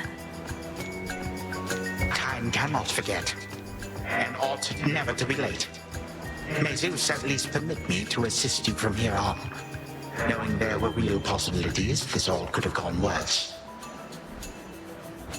To think that the entire flow of time is fractured because of what occurred. I would liken it more to a moment of self-discovery on my part. Despite my advanced age, it seems I did not know all that there is to know about myself. But then again, who does? Now farewell, and thank you, granddaughter. Right, off I go. Well, good evening. Thought we'd drop in. Lord Apollo and Lady Artemis. It's a beautiful night, Lady Selene, and you must be the esteemed Witch of the Crossroads. You've trained my cousins very well indeed to have brought Kronos to our heights, still in one piece. Fine, Apollo, I was incorrect for once. No need to boast. Millenoi, I may have wagered that you'd cut the Titan to ribbons sooner than you'd bring him here. I know it's unimaginable, but he came here willingly, and Lord Zeus wanted to speak to him in private. Wait, does that mean you were kicked out of your house? Well, we consider it a palace, but, no. No, we've been appointed to escort you to the Crossroads as a symbol of our family's unity, and come bearing a gift. Shall we be off? We ride. Here we go.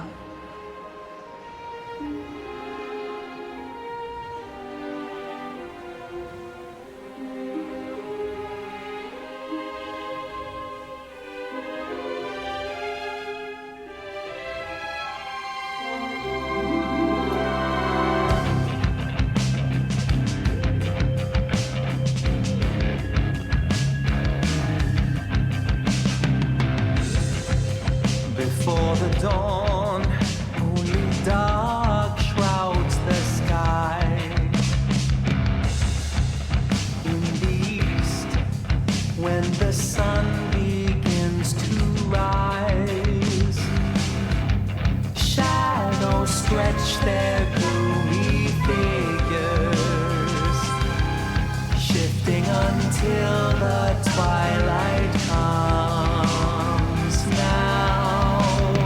Moonlight guides us starry-eyed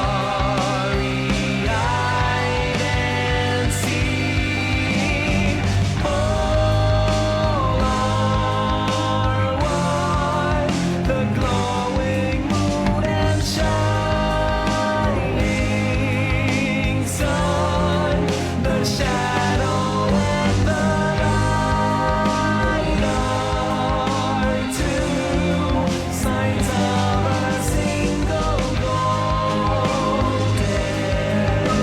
coin that's spinning round.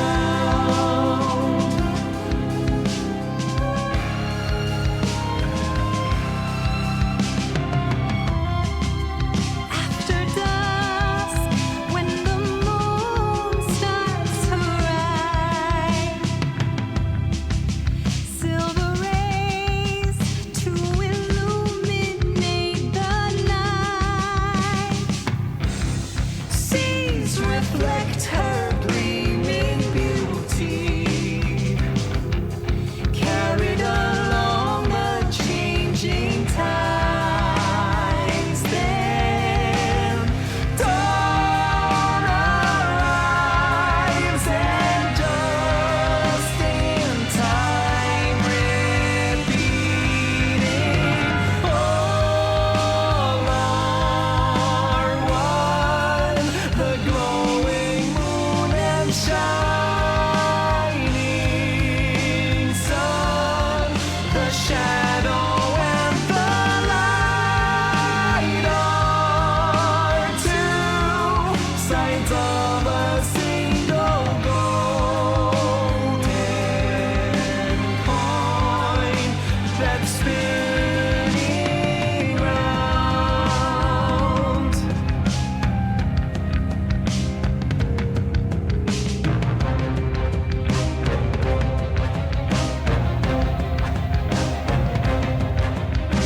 Fate still weaving,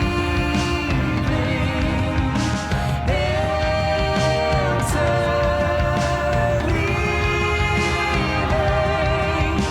Fate still weaving, interleaving, woven all together as we all are one. The glowing moon and shining sun, the shadow and the light are two sides of a single golden coin that's spinning.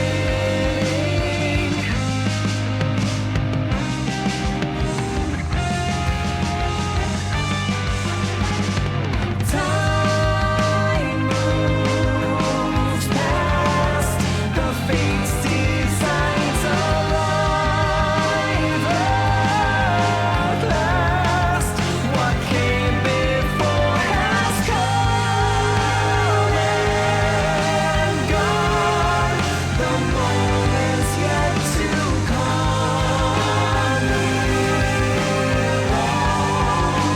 To us, time belongs to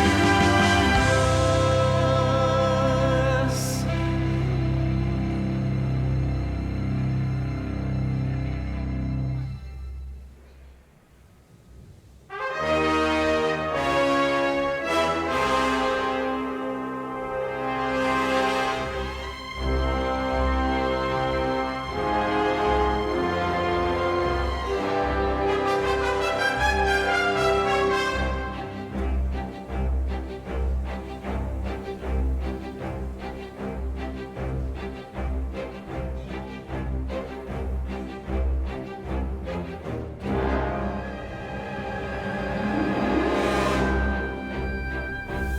Thus was Hades, feared ruler of the dead, restored to his rightful throne alongside splendorous Persephone, the queen. The attacks upon Olympus finally ceased, and ever since, the gods governed our world with newfound care. As for the Princess of the Dead, Milenui, she stayed in steady touch with all her family from the dark comfort of the shadows that had long since been her home. And she and the Silver Sisters kept their secret vigil over all the realms forevermore. May it all turn out that way in time, Homer. Though we're not there yet, especially not with the Fates still missing. We achieved something important, but more is to be done.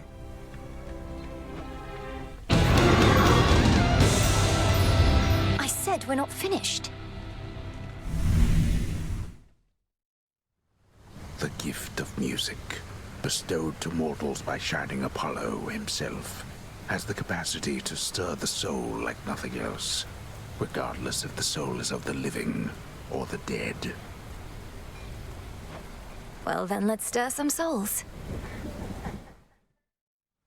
The sun and moon, two sides forming a whole, a newfound symbol of the union twixt Olympus and the underworld, and a gift to the crossroads from the gods themselves. Lord Hephaestus must have crafted this himself.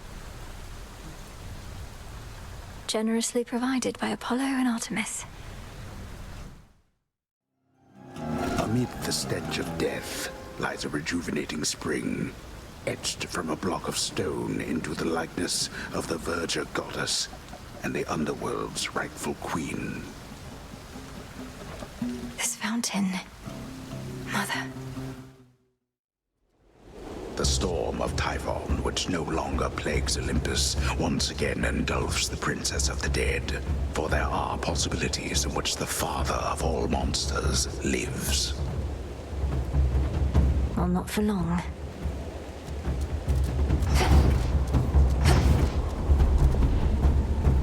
Can't see a blasted thing out there.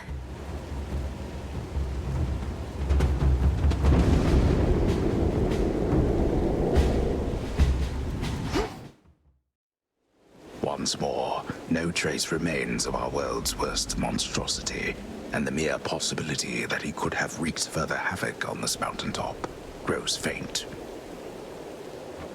We'll leave nothing to chance.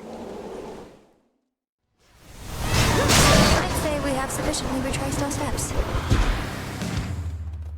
If all of this was but a playful game for the three-headed Cerberus, then he at least is finally tuckered out.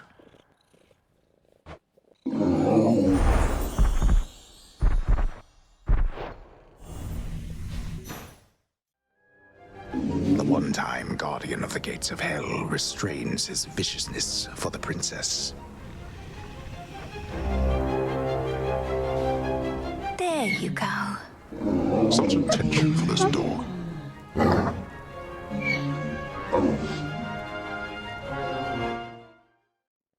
A vision of the House of Hades, overtaken by the Titan of Time.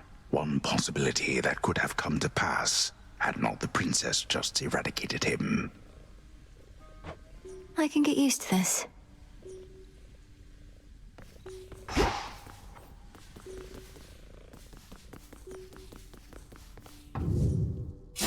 Thus did Milenui, the unseen princess of the underworld, prevent the very possibility that time could turn so cruelly against the gods again.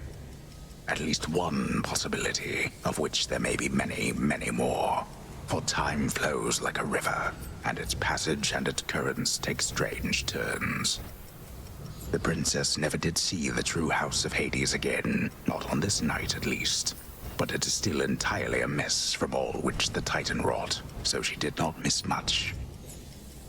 Return to Shadow now.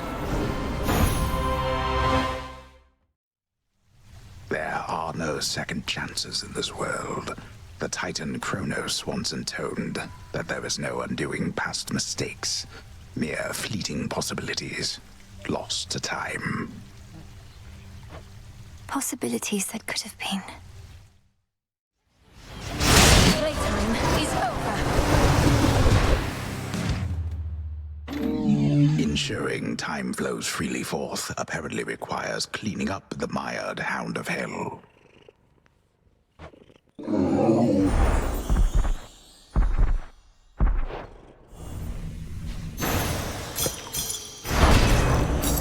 grow stronger. There. For unknown reasons does the savage beast decide not to devour the princess.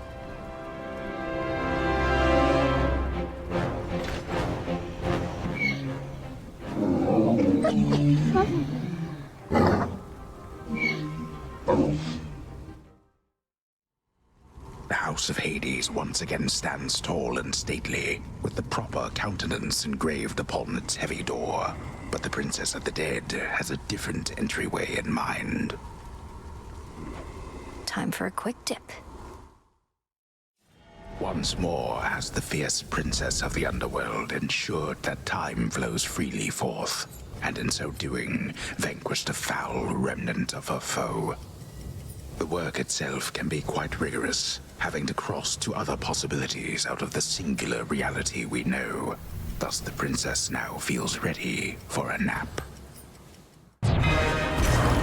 Return to Shadow now.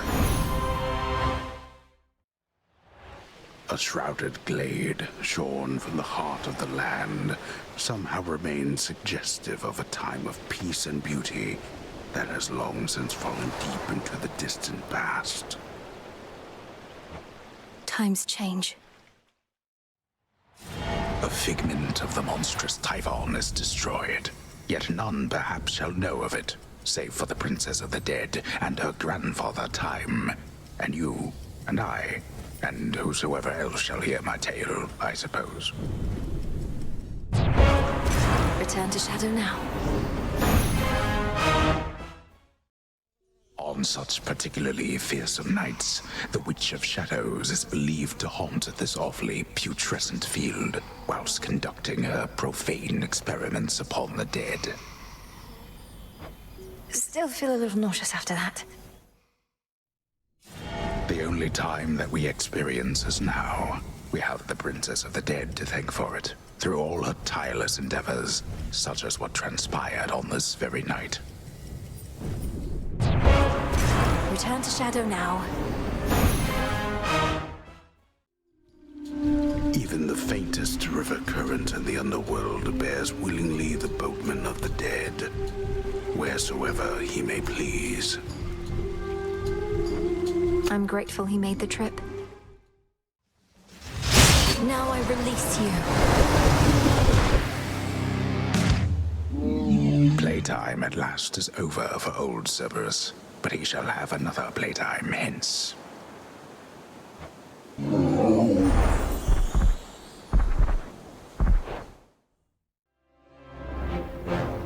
Where goes the Lord and Master of the Dead, the infernal watchdog of the underworld follows.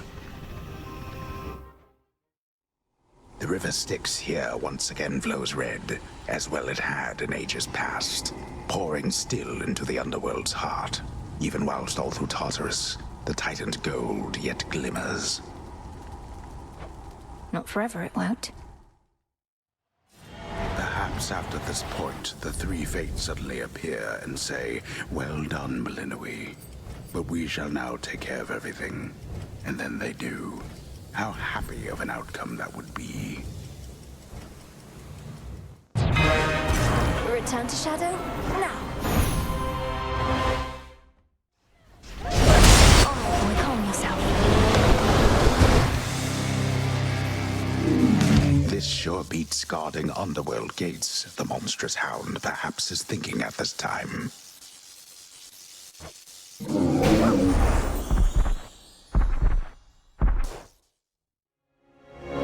Somehow the Princess of the Underworld has worked her magic on the Hound of Hell. What does the future hold? Only the fates themselves, and perhaps Prometheus, the Titan of Foresight, know full well. Unfortunately, all of them are rather indisposed right now. Return to Shadow now? Enough trying to massacre me just for fun. For this most brutal and ferocious beast, all that preceded merely was a treat.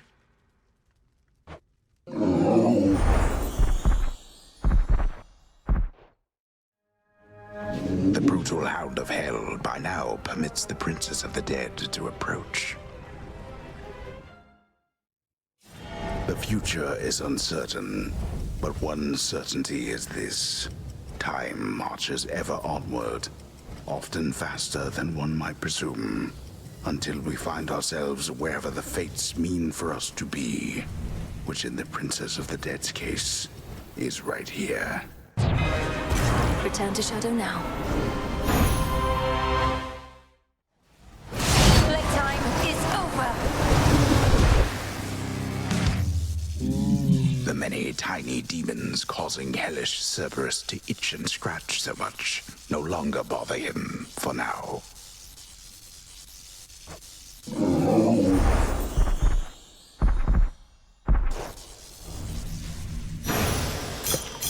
You're free again, for now.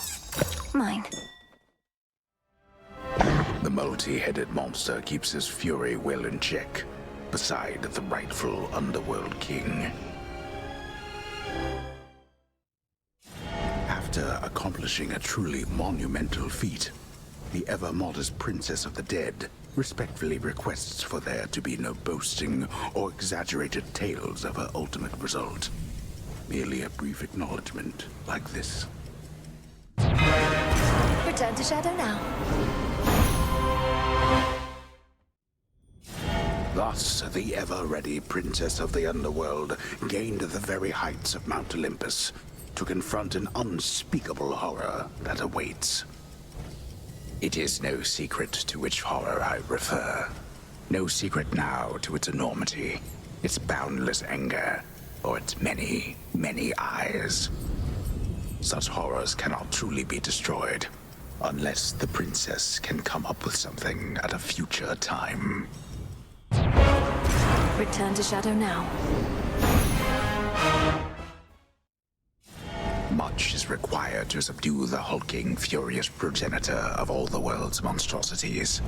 Courage, strength, agility, a lifelong training regimen from a great witch. Perhaps even a stroke of fate. This night, at least, the princess has it all. Return to Shadow now. This world is filled with monsters large and small, and for the most part, they are not unstoppable, as evidenced by our dark Princess of the Dead, who thus decides to take a little break. Return to Shadow now. You shades, leave him alone. The dreaded Hound of Hell assumes again a shape so sinister as scarce can be described.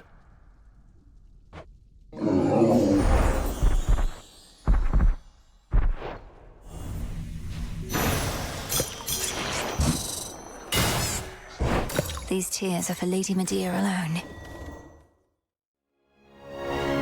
The savage watchdog looks tentatively at the princess of the underworld. The sheer wrath of fire-tempered witch Millenoi is such that to describe how she confronted her remaining prey would be to sorely limit the appeal of this tale. Return to Shadow now. After a grueling confrontation with the father of monstrosity, the Princess of the Dead yet stands, whilst the monstrosity does not. But since the hour now grows late, the sleepy princess figures she ought to retire for the night. Return to Shadow now? It is most natural to wonder, now that our Princess of the Underworld withstood the terrifying fury of the father of all monsters, what comes next. So please, go right ahead and wonder that. Return to Shadow now. Beyond lies the Palace of Zeus, stronghold of the gods, in all its awesome glory. But it is undergoing renovations at this time, so imagining those luxurious yet stately halls shall have to do for now. Return to Shadow now. Cerberus. Cerberus, you're free. The grim, resourceful underworld princess somehow soothes the savage beast.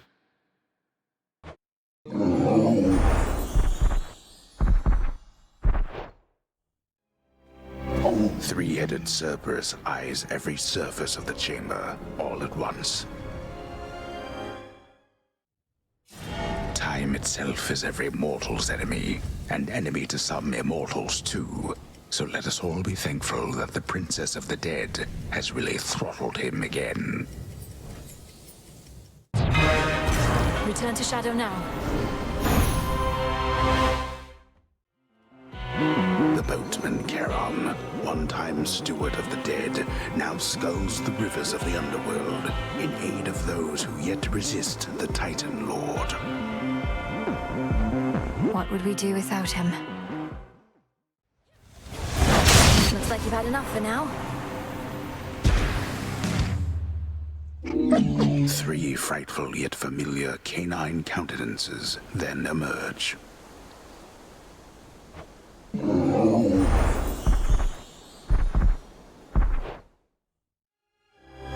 Feared watchdog Cerberus regards the princess with his 6 expectant eyes.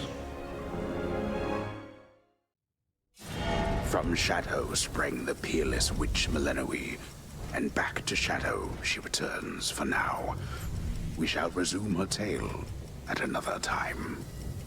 Return to Shadow now.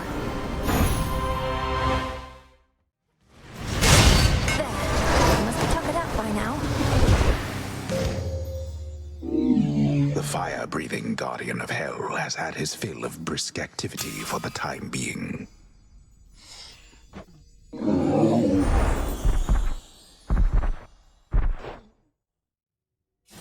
So numerous are the travails of dread Millenoi that one can scarce begin to fathom them.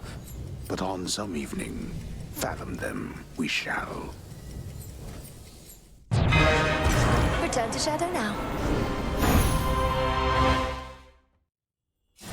The underworld's guardian Millenoi belongs not high above the surface, but below. Thus, having taken care of family business for the night, she vanishes before the break of dawn. Return to Shadow now. The summit of Olympus looms so close, and yet, try as she might, the surface-scouring princess can climb no closer for the time, although it never hurts to try. Return to Shadow now. It takes practically all night for the hard-toiling Princess of the Dead to clamber to the highest point upon Olympus. But as often is the case, her return trip flies by in no time at all. Return to Shadow now?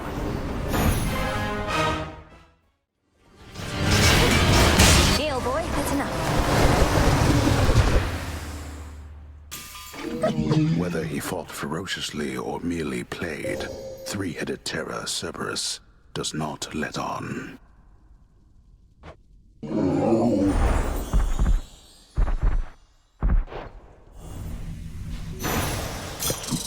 You're looking better already. Imagine now a tale which has such an epic scope that the conclusion to the whole affair is nowhere to be found. For each great challenge that the heroine surmounts, another slightly different one awaits. Return to Shadow now. Looks like we've had enough for now. Playtime for the multi-headed Hound of Hell is ended for the eve. What then became of Sorceress Millenoi, you ask? This I would surely tell you if I could. Alas, that for the moment, I cannot. Return to Shadow now. Playtime is over. After some thought, ferocious Cerberus decides not to devour the princess.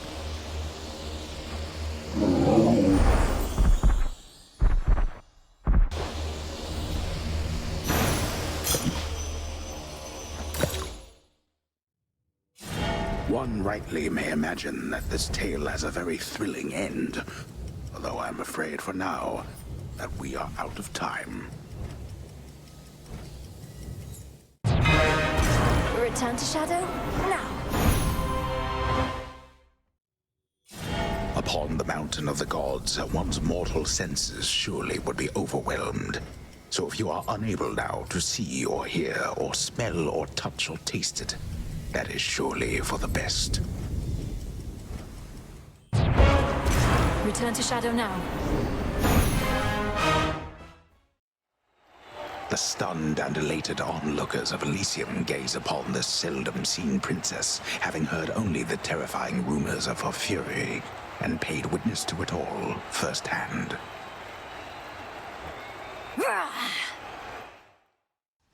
I'd say we have sufficiently retraced our steps.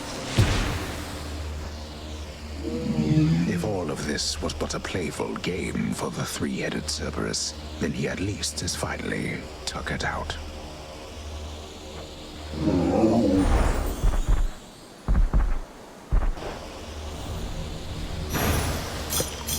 Return now to your master and abode.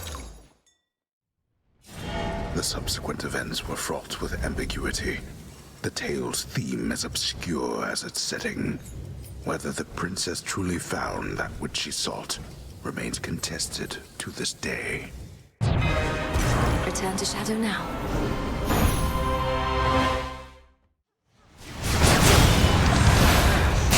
Cerberus, you're free. After a furious and world-shaking clash, the dreadful Cerberus recovers his true form.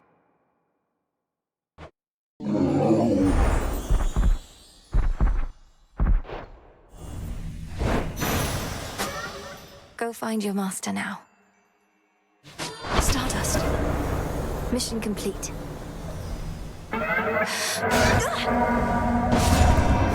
Return to Shadow now. This particular experiment was a success. Now I release you. Three frightful yet familiar canine countenances then emerge.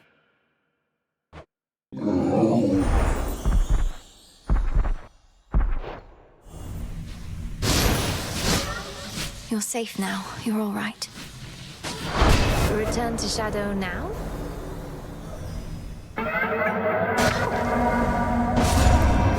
Return to Shadow now. This facet of reality is clearer to me now. Playtime is over.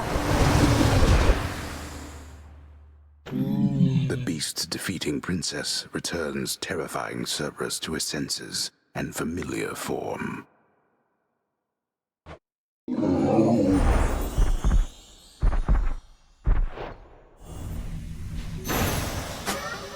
Now be at peace again. Oh. Did you see that, Chaos?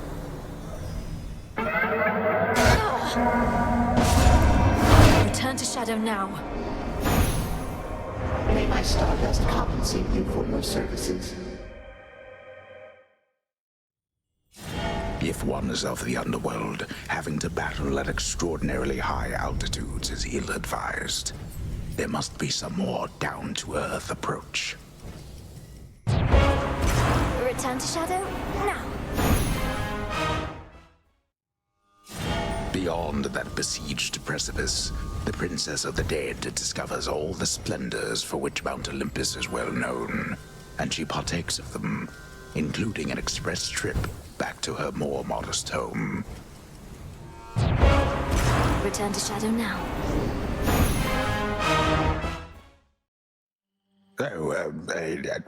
So majestic in their poise are the three sculptures of our Princess of the Dead that they demand the reverence of any soul in their vicinity. Reverence, huh? Huh. From the summit of Olympus, Titan-slaying witch Millennium regards the world to which the gods lay claim, And she decides this precious world which we all share is perfect, just the way it is. Return to Shadow now. Spirits of despair, be gone. The bestial, triple-headed guardian of Tartarus regains his senses once again. So incomparable is the tale of the princess of the underworld that why I cannot even find the words. Though by the gods, eventually, I shall. Return to Shadow now? Deal, boy, that's enough. The princess once again somehow withstands the fangs and flames of Cerberus himself. Of all great feats achieved by mortals or by gods, the nightmare-bringing princess would achieve perhaps the greatest of them all. It's just, I cannot tell you of it yet. Return to Shadow now. Whereupon the torch-bearing Millennium ascends the mountain of the gods, she realizes that she left her heart within the crossroads, which she calls her home, and thus decides to go and pick it up. Return to Shadow now. Again, the fate-defying princess braves the dangers of the Mountain of the Gods and stands defiantly upon its tallest peak. But then the moment passes, and she calls it a night. Return to Shadow now. All right, boy, calm yourself. Placated for the moment, terrifying Cerberus turns his attention from the princess to the gates of Tartarus below. The vengeful princess and the hateful Titan fought and fought. That is until the Titan, with the princess at his mercy, took the opportunity to give a speech, during which the princess slew him after all.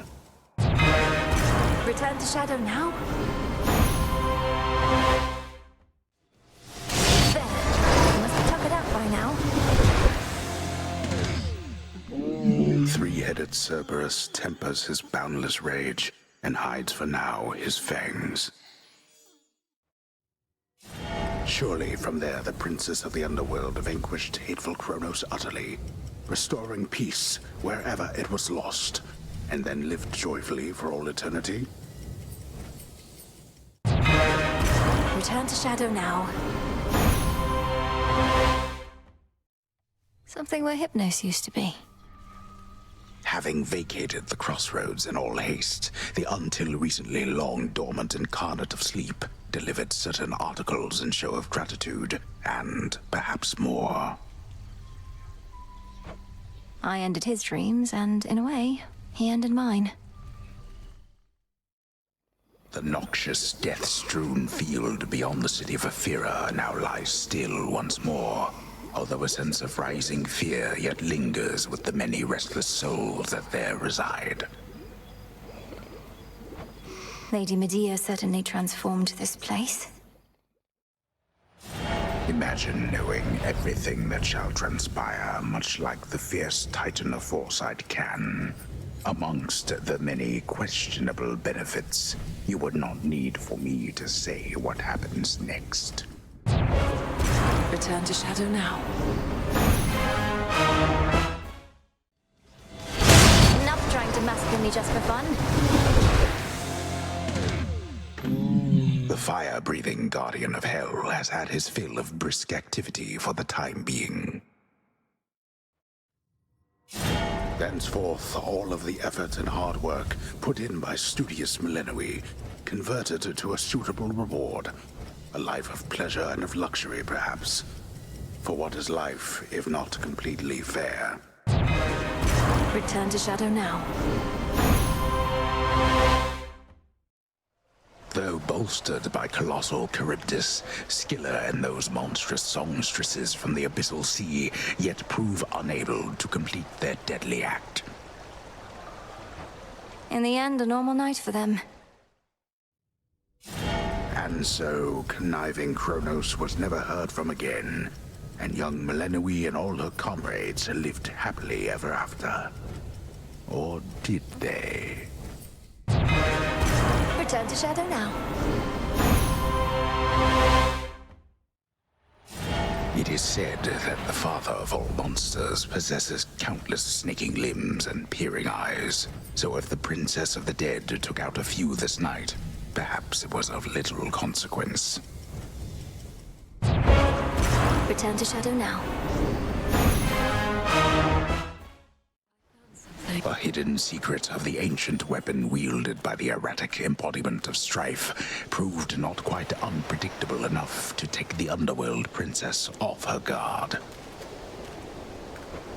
May the Rail's next bearer be more responsible. It seems that the perceptive titan who defied the king of the Olympians and one of that king's strongest and most fearsome sons are battling as one, on the same side. It seems that way for sure. The summit of Olympus is a hallowed yet precarious locale, and so the Underworld Princess, unaccustomed to such rarefied terrain, decides to take the last leg of her journey very, very slow. Return to Shadow now. With such a rousing show abruptly ended all too soon, the shades there in attendance are left to wonder whether to await an encore or a refund. Passes on unrefundable, I think. Covered in magma now. The vow of rivals caused all this? You shades, leave him alone. Even the hottest flames can be extinguished, though the three-headed guardian of hell could always summon more.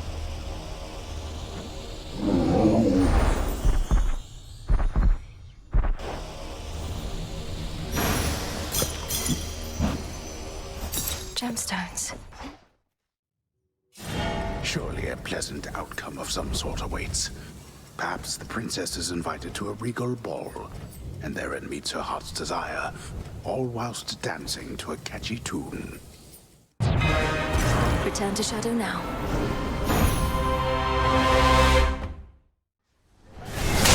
Playtime is over! The ever-burning Hound of Hell has finally cooled off for the time being.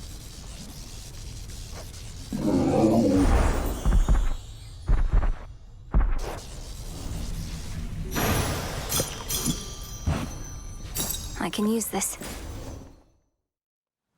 Having revealed more of her vast experience, the Witch of the Crossroads leaves the Princess of the Dead to contemplate the limits of the knowledge she has gained. She must know so much. I'd say we have sufficiently retraced our steps. The fire-spewing Hound of Hell grows momentarily quite calm, having detected finally the Princess of the Dead.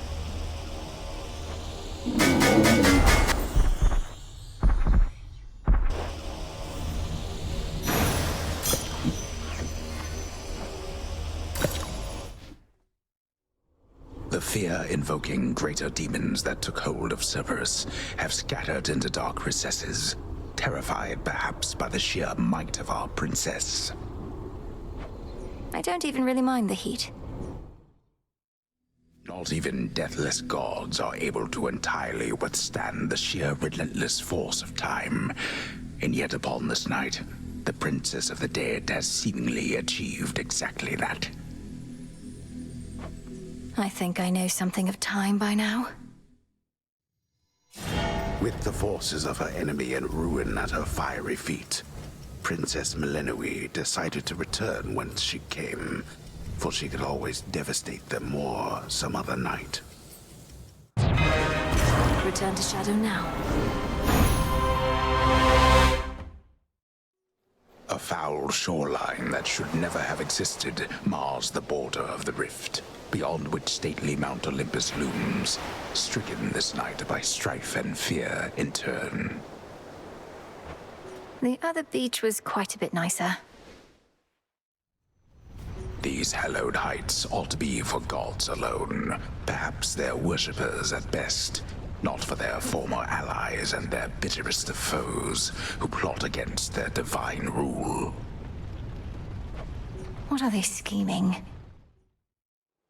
United in bitter fury, the father of the gods and the father of all monsters, nonetheless could neither lay claim to the sacred mountain nor raise it to the earth.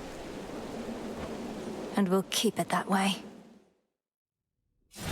Once fearsome witch Validowee surpasses all the many foes standing between her and the summit of Olympus, a most extraordinary thing occurs.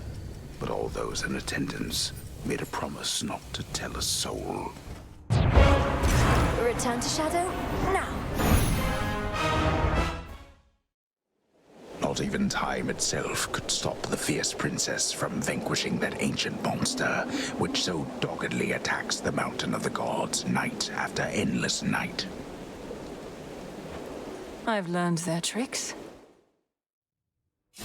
Such unimaginable sights awaited the surface voyaging princess as she ascends the heights of Mount Olympus that, to our mortal minds and senses, why, they simply cannot be described. Return to Shadow now? And so, under the watchful eye of night, unseen Validowee gains the very top of Mount Olympus, where such revelry occurs that subsequent events this night are rather murky still. Return to Shadow now. Now I release you. For this most brutal and ferocious beast, all that preceded merely was a treat. The Princess of the Dead has fought by now not only to the ends of the earth, but to the end of time. Quite the accomplishment for one still in the midst of youth. Well, you know. Thus young and spirited Validowee found true love, the sport known as the discus throw. And whilst she did not win the championship, she won over our hearts. Return to Shadow now. Perhaps only the moon herself can see this exceptionally hidden grove bordering Erebus, wherein practitioners of ancient sorcery may hone their craft to the fullest. I'm seeing it just fine. Spirits of despair, be gone. Ensuring time flows freely forth apparently requires cleaning up the mired hound of hell. What would become of us if time could utterly be stopped, destroyed outright? It is unpleasant, frankly, just to think about. So we had best not dwell upon such things at all. Return to Shadow now. Night-wandering Validowee by now has traveled very far indeed, accomplishing her goal such as she can. Strangely enough, however, her return trip truly takes no time at all. Return to Shadow now.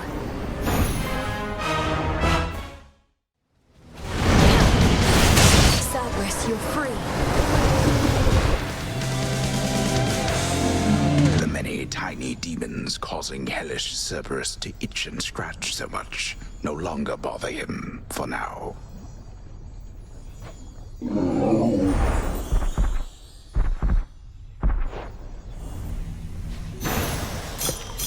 Feel better, Cerberus. Some gemstones. Eel boy, that's enough. Relieved at last of an infernal itchy spot, the fire-breathing watchdog looks appeased.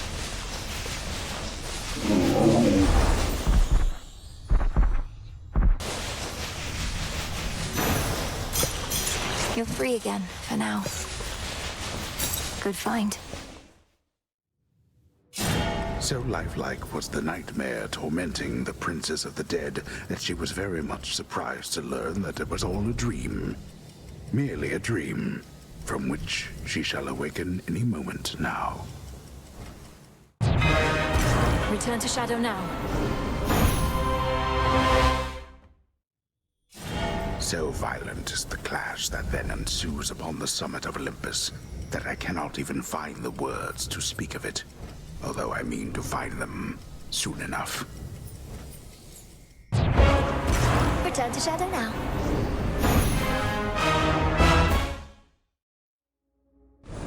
This feeling. Hello? Lord Moros, is that you? All right. We're here. Well, what do you know? We got ourselves a visitor, ladies. Who would have thought? You found us, sweetie. You get, I don't know, 3 questions? 3 of us, 3 questions. Sounds reasonable, right? You're the Fates. You're really here. Are you safe? In any distress? Your brother, Lord Moros, he searched everywhere for you, and not just him. Are you safe in any distress? Phew, what do you think, ladies? We count that as 1 question or 2? I say go easy on her. Seems like a nice girl. Count it as just 1, okay? Oh yeah, nice girl, you're right. Count it as 1. Okay. Okay, we're fine, sweetie. At least now we are. Your grandpa got us. Yeah, we were a little miffed, you know? Because we'd been weaving. So then we figured, what's a better time to take a break? Take a break? Shouldn't you have sent word to Lord Moros, much less anybody else? He's been very concerned. That's question 2. We did send word. That's why you're here. Moros, he's a real sweetheart. We figured he could use a little alone time. Okay, last question. Last question, What do you all intend to do, now that Kronos no longer seems to be a threat? How do we prevent something like this from happening again? Okay, now that I'm counting as 2 questions, so I'm only gonna give you the first one. Or maybe it was the second. I'm getting mixed up. Point is, we're not gonna do a thing. This has been nice. Not going to do a thing, and I'm unable to ask further questions, so perhaps you're going to elaborate. Hey, who knows what's gonna happen, you or me? Look, all you gods, you got yourselves into this. I know. You think it's cause of us. Well, we don't like that kind of pressure. You've been doing okay on your own, so... Yeah, you've been doing okay. So we are gonna let you keep this up. We're gonna let you keep this up. And once you've had your fill, being without us for a while, you're gonna hand it over to mortals. Just like we're handing it over to you. And what over to mortals? Which is to say, I don't know how I can respond to that without another question. That's all right, sweetie. Think of it like, you gods can do your own thing for a while, then mortals can do theirs. It'll be a brand new age. Been a while since the last one of those. So you're retiring, all 3 of you. No more weavings. We're to keep fending for ourselves, come what may. Oh, come on. Don't make it sound like such a big deal. Not like you're gonna do anything different anyway. But you could. Just ask your old teacher sometime. Now, she's pulled some strings, let me tell you. Oh yeah, teacher's definitely pulled some strings, all right. You mean headmistress? So you're saying... I don't know what you're saying, but I'll ask. As you well know, I couldn't have done any of this without her.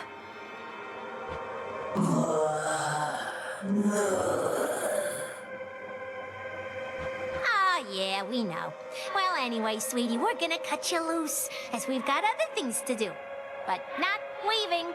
Not for the foreseeable future, as they say. So nice to finally meet you. Bye!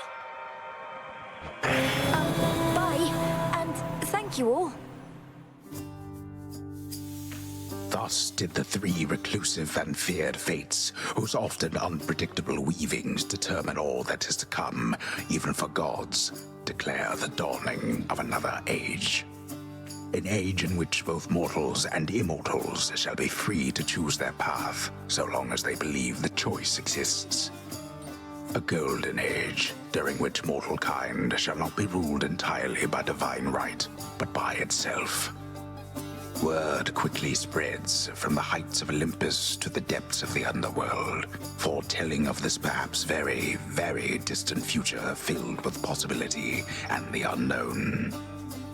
Many rejoice, but others know that gods do not go quietly, and history repeats.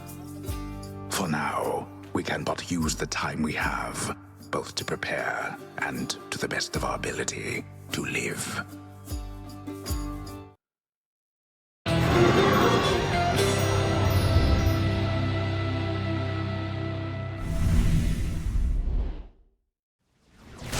Enough trying to massacre me just for fun. 3 red and many-fanged maws turn now appreciatively toward the Princess of the Dead.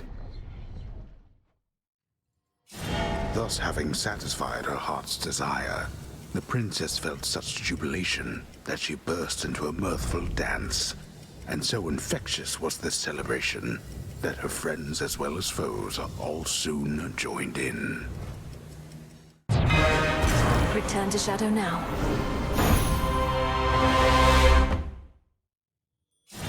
Another night, another massive undulating monster brought to heel. And for the Princess of the Dead, such victories are to be savored, but only for a bit. Return to Shadow now? The faithful animal attendants of the Witch of the Crossroads oft inspire other beasts to seek the shelter and the solace of this refuge between realms. We've much to learn from beasts. And ever since that time, the peoples of the surface and the underworld sought to live in peace and harmony, knowing that only together will they make the world a better place. Return to Shadow now.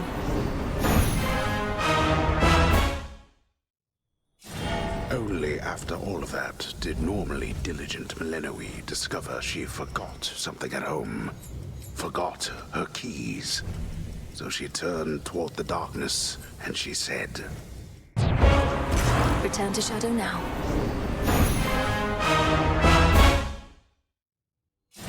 Again, Princess Millenoi prevails in her climactic confrontation, and again, I shall say nothing of what happens next, for I am under oath to speak no more. Return to Shadow now. With victory at hand, the oft-feared Princess of the Dead achieved her life's ambition and lived happily thenceforth for all eternity. Or so I choose to think. Return to Shadow now. I accept these terms, I think. Oh, hi, sister. Hello, brother. The Princess of the Dead again confronts her willful brother Cerberus, who has unlearned some of his finer fighting skills whilst trapped in the clutches of the Titan of Time. Hey, it's you, old man. I was beginning to wonder where you wound up. Abandoned me for my dear sister, is that it? Wait, what? Homer's been with me all this time. How do you know each other? What did I miss? I can't even begin to answer that right now. Homer, you say? I should have figured he'd have such a silly name. Well, let's give him another tale to tell. And after all of that, the Princess of the Dead and all the gods above the surface and below, they set aside their differences and lived from there on out contentedly. Return to Shadow now.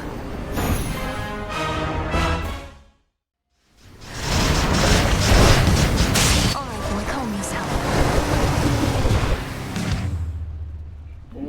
The grim resourceful underworld princess somehow soothes the savage beast. Looks like we've had enough for now. The dreaded Hound of Hell assumes again a shape so sinister as scarce can be described.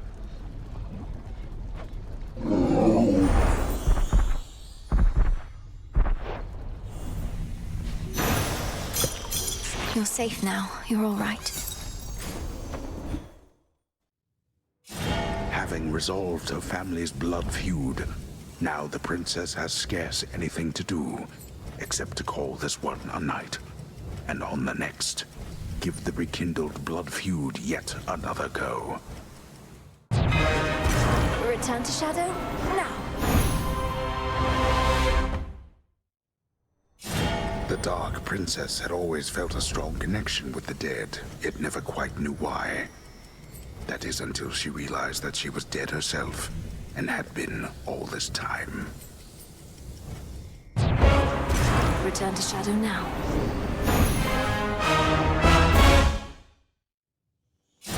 After vanquishing the abomination that is Typhon for the umpteenth time, the Princess of the Dead backtracks a bit to revel with the mirthful Dionysus, but retains no memory of that at all.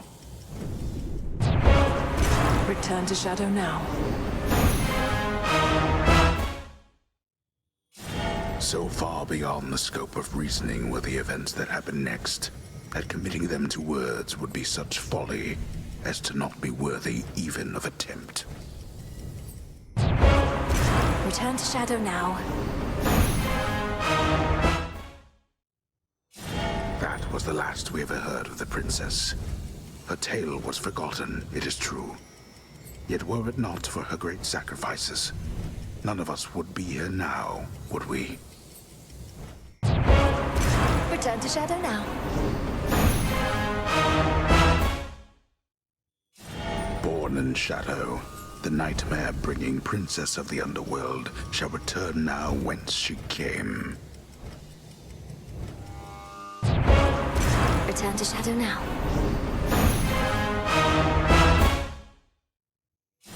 What is life but a series of tests and trials, one of which the shadow-stepping princess has completed, whilst another looms on the horizon, coming soon.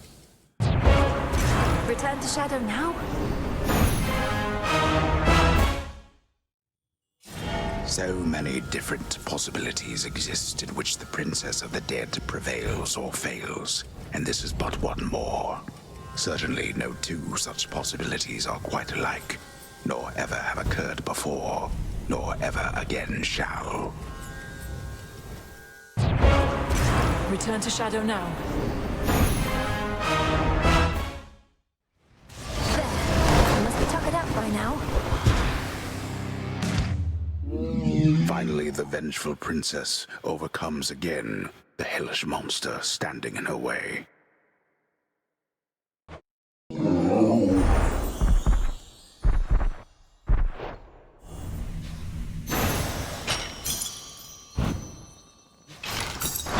I did as Chaos asked. Sting away. Ouch! Return to Shadow now. I am satisfied with the results of this trial and bid you return. Another victory, and yet an adversary such as time has proven a most stubborn one indeed. If I myself were time, why, I would simply turn back the sundial, assuming that I could, so that this night would never come to pass. Return to Shadow now.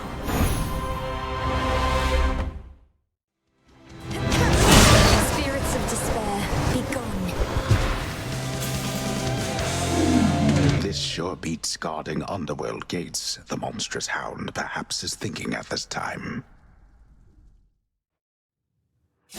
Returned now to her long-abandoned home, fearsome Melinoi there finds too many curiosities, a leading cause of death for cats.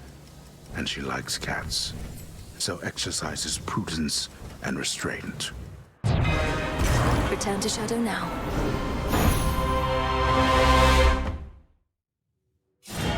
Just as the princess walks defiantly away, something begins to slightly stir behind her. Is it the Titan Kronos? Scythe in hand. Oh gods, Melinoi, watch out. Return to Shadow now.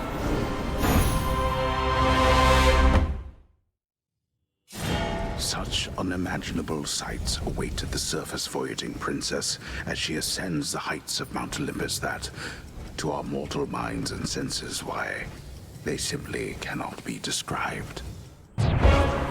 Return to Shadow now.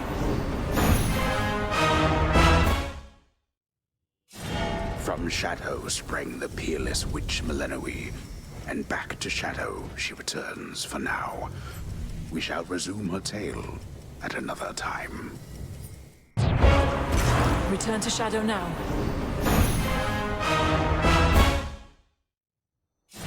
And after all of that, the princes of the dead and all the gods above the surface and below, they set aside their differences and lived from there on out contentedly. Return to Shadow now.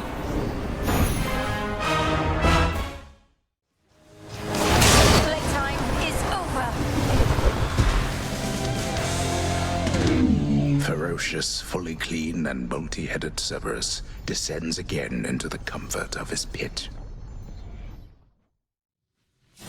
With the forces of her enemy and ruin at her fiery feet, Princess Melinoi decided to return whence she came, for she could always devastate them more some other night. Return to Shadow now.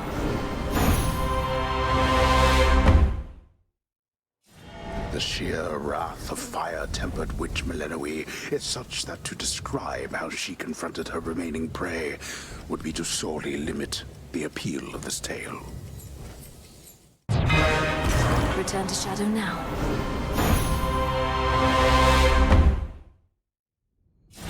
Imagine now a tale which has such an epic scope that the conclusion to the whole affair is nowhere to be found. For each great challenge that the heroine surmounts, another slightly different one awaits. Return to Shadow now.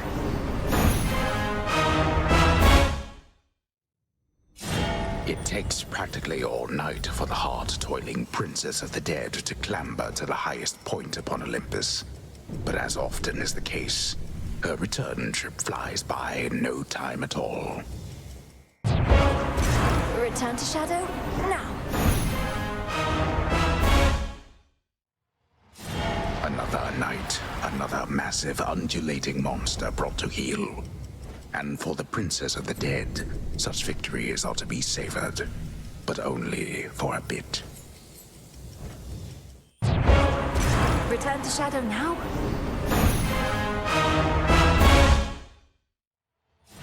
The Underworld's guardian, Melinoi, belongs not high above the surface, but below. Thus, having taken care of family business for the night, she vanishes before the break of dawn. Return to Shadow now.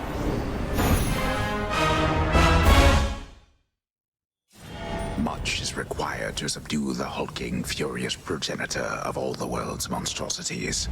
Courage, strength, agility, a lifelong training regimen from a great witch. Perhaps even a stroke of fate. This night, at least, the princess has it all. Return to Shadow now.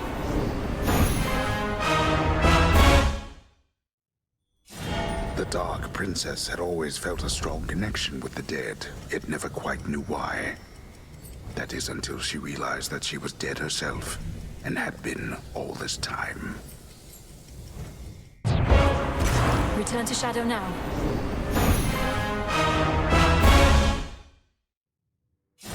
So incomparable is the tale of the Princess of the Underworld that why, I cannot even find the words. Though by the gods, eventually, I shall. Return to Shadow now.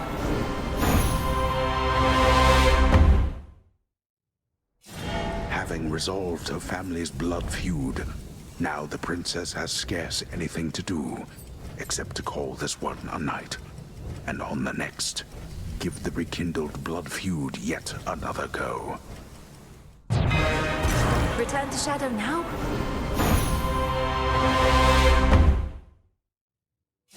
Time itself is every mortal's enemy, and enemy to some immortals too. So let us all be thankful that the Princess of the Dead has really throttled him again. Return to Shadow now.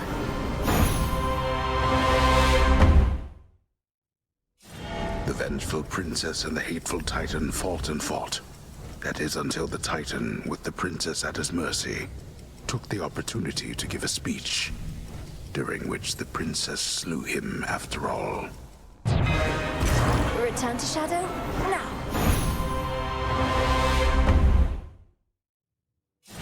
Returned now to her long-abandoned home, fearsome Malinois there finds too many curiosities, a leading cause of death for cats. And she likes cats, so exercises prudence and restraint. Return to Shadow now.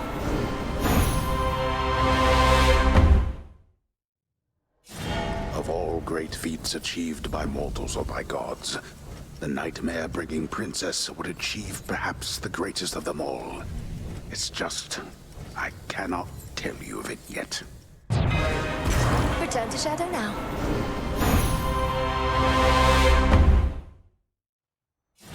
And ever since that time, the peoples of the surface and the underworld sought to live in peace and harmony, knowing that only together would they make the world a better place.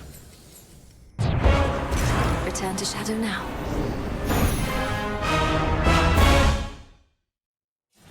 The subsequent events were fraught with ambiguity. The tale's theme as obscure as its setting. Whether the princess truly found that which she sought remains contested to this day. Return to Shadow now.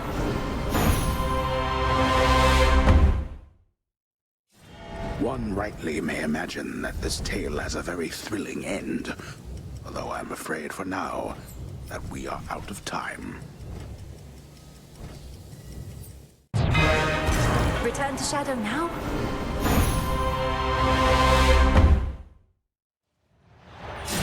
It is said that the father of all monsters possesses countless snaking limbs and peering eyes. So if the Princess of the Dead took out a few this night, perhaps it was of little consequence. Return to Shadow now. Thus, having satisfied her heart's desire, the princess felt such jubilation that she burst into a mirthful dance. And so infectious was this celebration that her friends as well as foes all soon joined in. Return to Shadow now.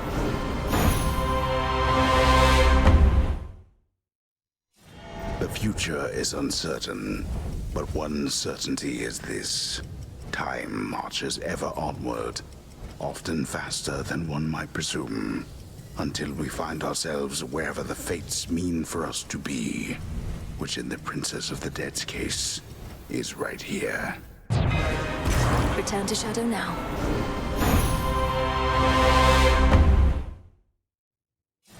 After accomplishing a truly monumental feat, the ever-modest Princess of the Dead respectfully requests for there to be no boasting or exaggerated tales of her ultimate result. Merely a brief acknowledgement like this. Return to Shadow now.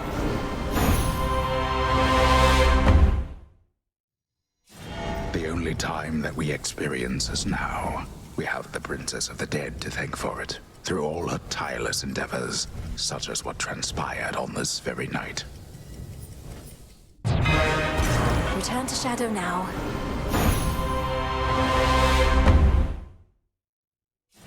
Thus young and spirited Malinois found true love, the sport known as the discus throw. And whilst she did not win the championship, she won over our hearts. Return to Shadow now?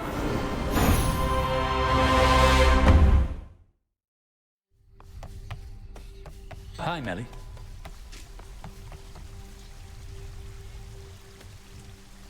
Reminds me of Seleni's chariot.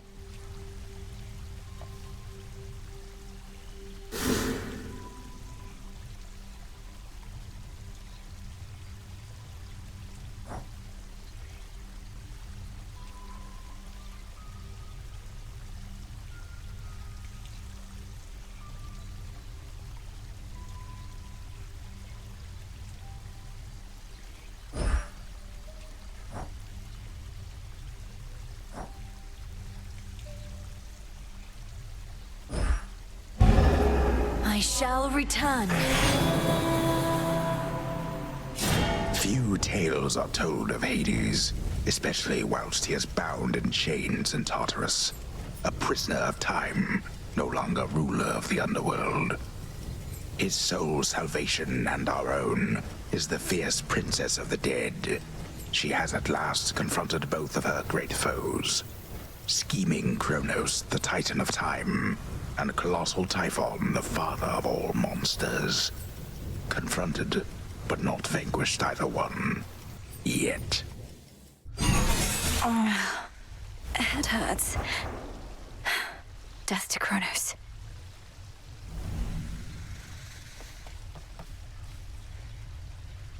Death to Kronos. You're showing. I know it's not the time to chat for long, though even just a little like this helps.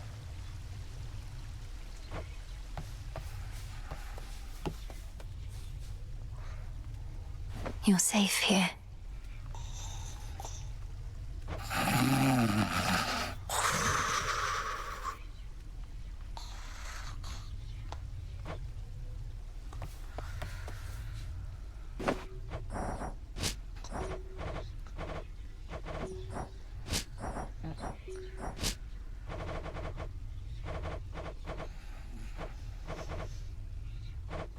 No use searching for this now.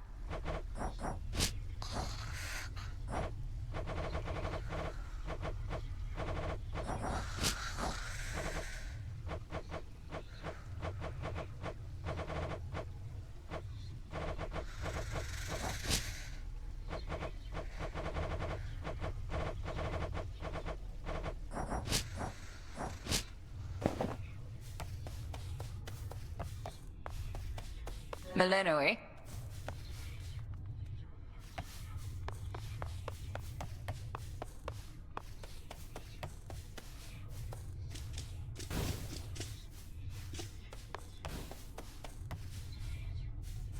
It's strange. Ever get the feeling all this has already happened before, Phrenos?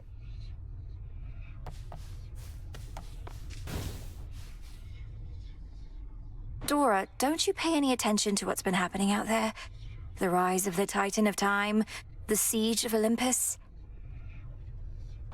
Nope. Can't say any of that rings a bell. Olympus, that's where the family members you don't like live, right? And the Titan of Time, I get that he's bad, but he's never done anything to me personally, as far as I know, so.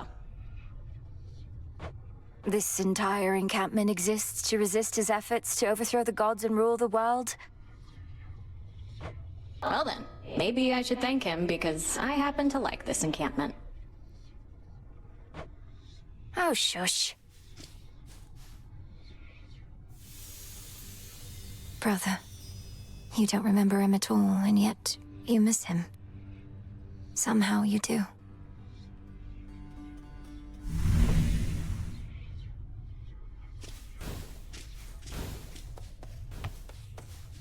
Ready for more?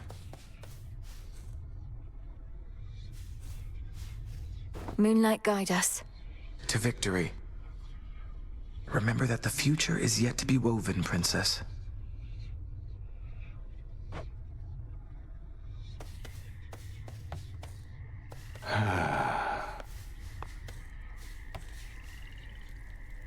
Oh, hail, Goddess. I didn't notice your approach. Half inclined to blame the onset of the years, but I've no such excuses in this state. I didn't mean to startle you. How's the mood been around here? Everything all right? The mood and everything is well enough. Our ranks swell with shades moved by the tale that the princess of the underworld has returned, with vengeance on her mind. Nothing like a bit of sworn vengeance to inspire the masses. Though, what about you? Everything's shipshape with me, especially after a brief reprieve right here. Be well, Goddess. You too.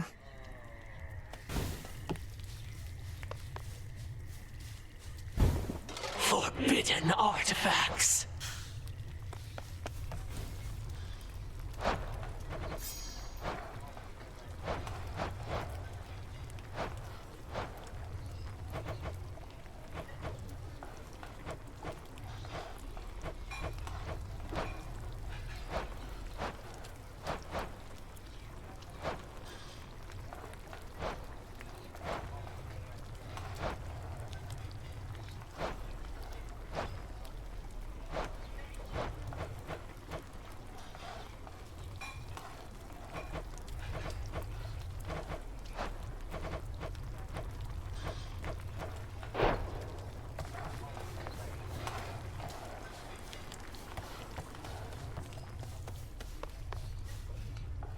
my recent history detailed.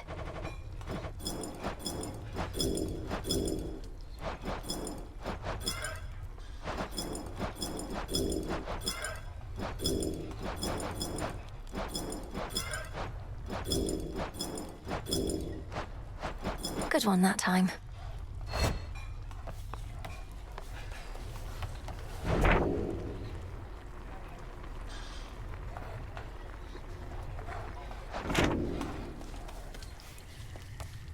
Hail, witch!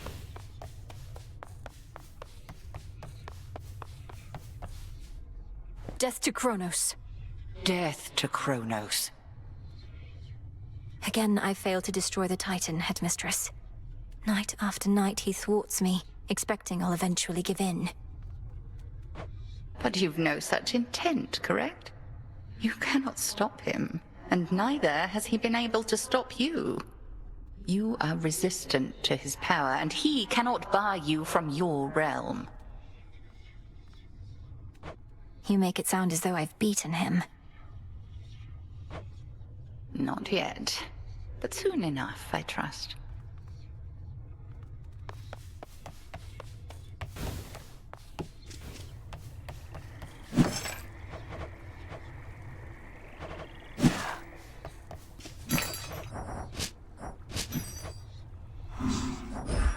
Freshly caught, more or less.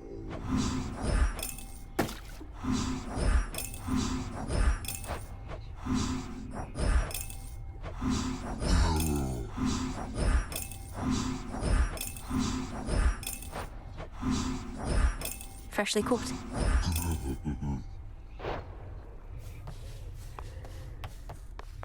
Tough times. Death to Kronos? Another failed attempt. About ready to give in? You don't have the fire. This isn't personal enough for you. Isn't personal? You don't see my mother around either, do you, Nem? Nor my father, nor my brother. Kronos took them all. I lost more than my mother, too. And I knew mine. What's yours to you? All you ever did was fall out of her womb.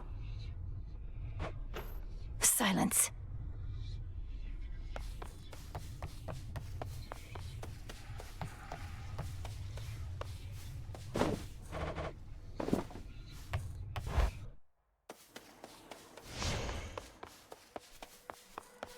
So anybody got a tale to tell or what? Moonlight guides you. Same to you. One must at times hold fast to one's emotions, and at others know to let them loose. And when you want to let them loose, or try out one of them nocturnal arms, know that I'm here. This anger is for Kronos, sir. Set.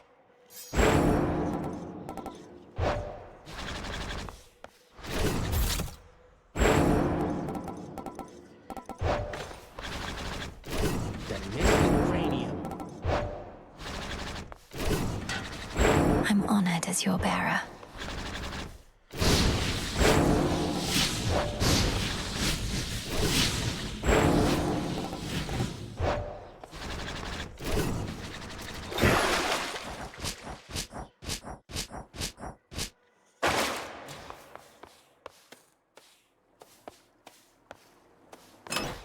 These keepsakes, have I had them all this time?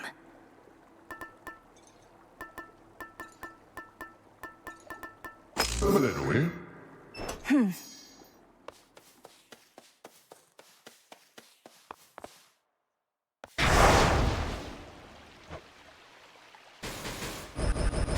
For the realm. Night, protect me. Find the Titan, slay the Titan. Cerberus, you're free. His coat all matted still with gaping souls. The Hound of Hell, nevertheless, seems satisfied.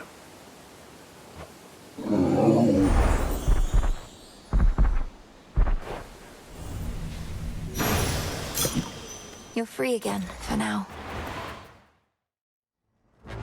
battle of Olympus hangs in the balance as the mountain's mechanical protectors and the Titan's forces continue to collide, shaking the heavens themselves.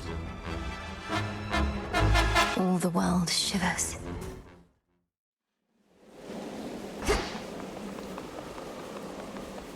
In Ethergate. To all my family on the mountain, let me pass. So bright.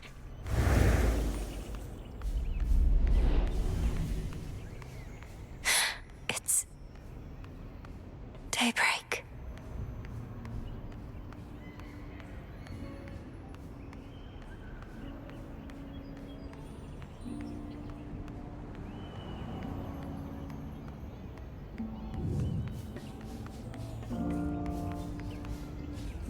Few ever have laid eyes on the glorious palace of the King of the Olympians, as only those deemed worthy may enter, or even locate it amongst the mountain peaks.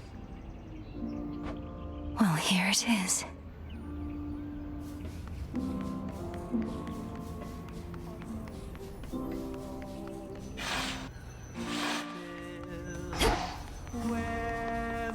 Is that?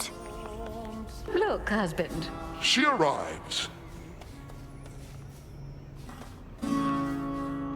Best not to keep your lord uncle waiting. I'll be right here.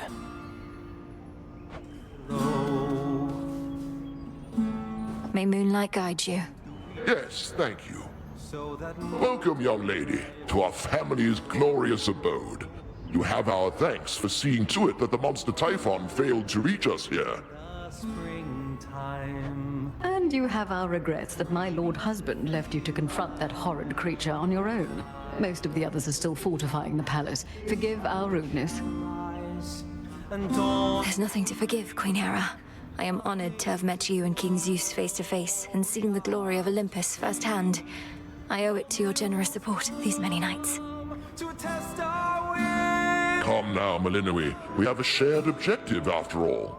And so long as Kronos sits upon your father's throne, that objective remains incomplete. Hurrying her off when she only just arrived, husband? Although we've little here for entertainment other than Apollo's plucking. At least our enemy shall be back at our gates before long. I don't think I can remain anyhow. I need to consult with the Witch of the Crossroads. She may have thoughts on how to rid ourselves of both our great foes at once. We shall find a means of that, I have no doubt. And until then, we shall be better prepared to meet their charge. Go on, my dear. We're unaccustomed to expressing gratitude, as you can plainly see.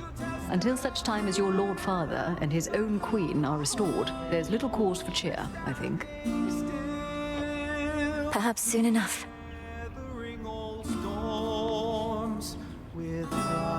You did it, Sunshine! I'd say I knew you would, but the truth is, I had an inkling of doubt, especially once I saw Typhon for myself. He was quite large, I'll give him that. It's a pleasure to finally meet you face to face like this, cousin. You play most beautifully. Oh, anything to take our minds off of what's happening. At least you bought us a bit of reprieve so I could play again at all. Typhon is going to be back though, isn't he? I'd count on that, but I'm going to be back as well. For now, please bolster your defenses and make ready for the monster's next attack. Now I had better go. My headmistress is expecting my return. Can't you just contact her by boon? I'll bring one forth for you in case that works. And thanks for everything, cousin. That's for you. May I? I'm unaccustomed to being on this side. I see Erebus, I think. Wait, headmistress, is that you? Can you hear me? In the name of Hades, Olympus, I accept this message. Melinoe, if you can even hear me yonder, I bid you to return. We have matters to discuss. I have to go now, everyone. Please, take care, and let the others know I'm sorry to have missed them. I'll return. Return to Shadow now.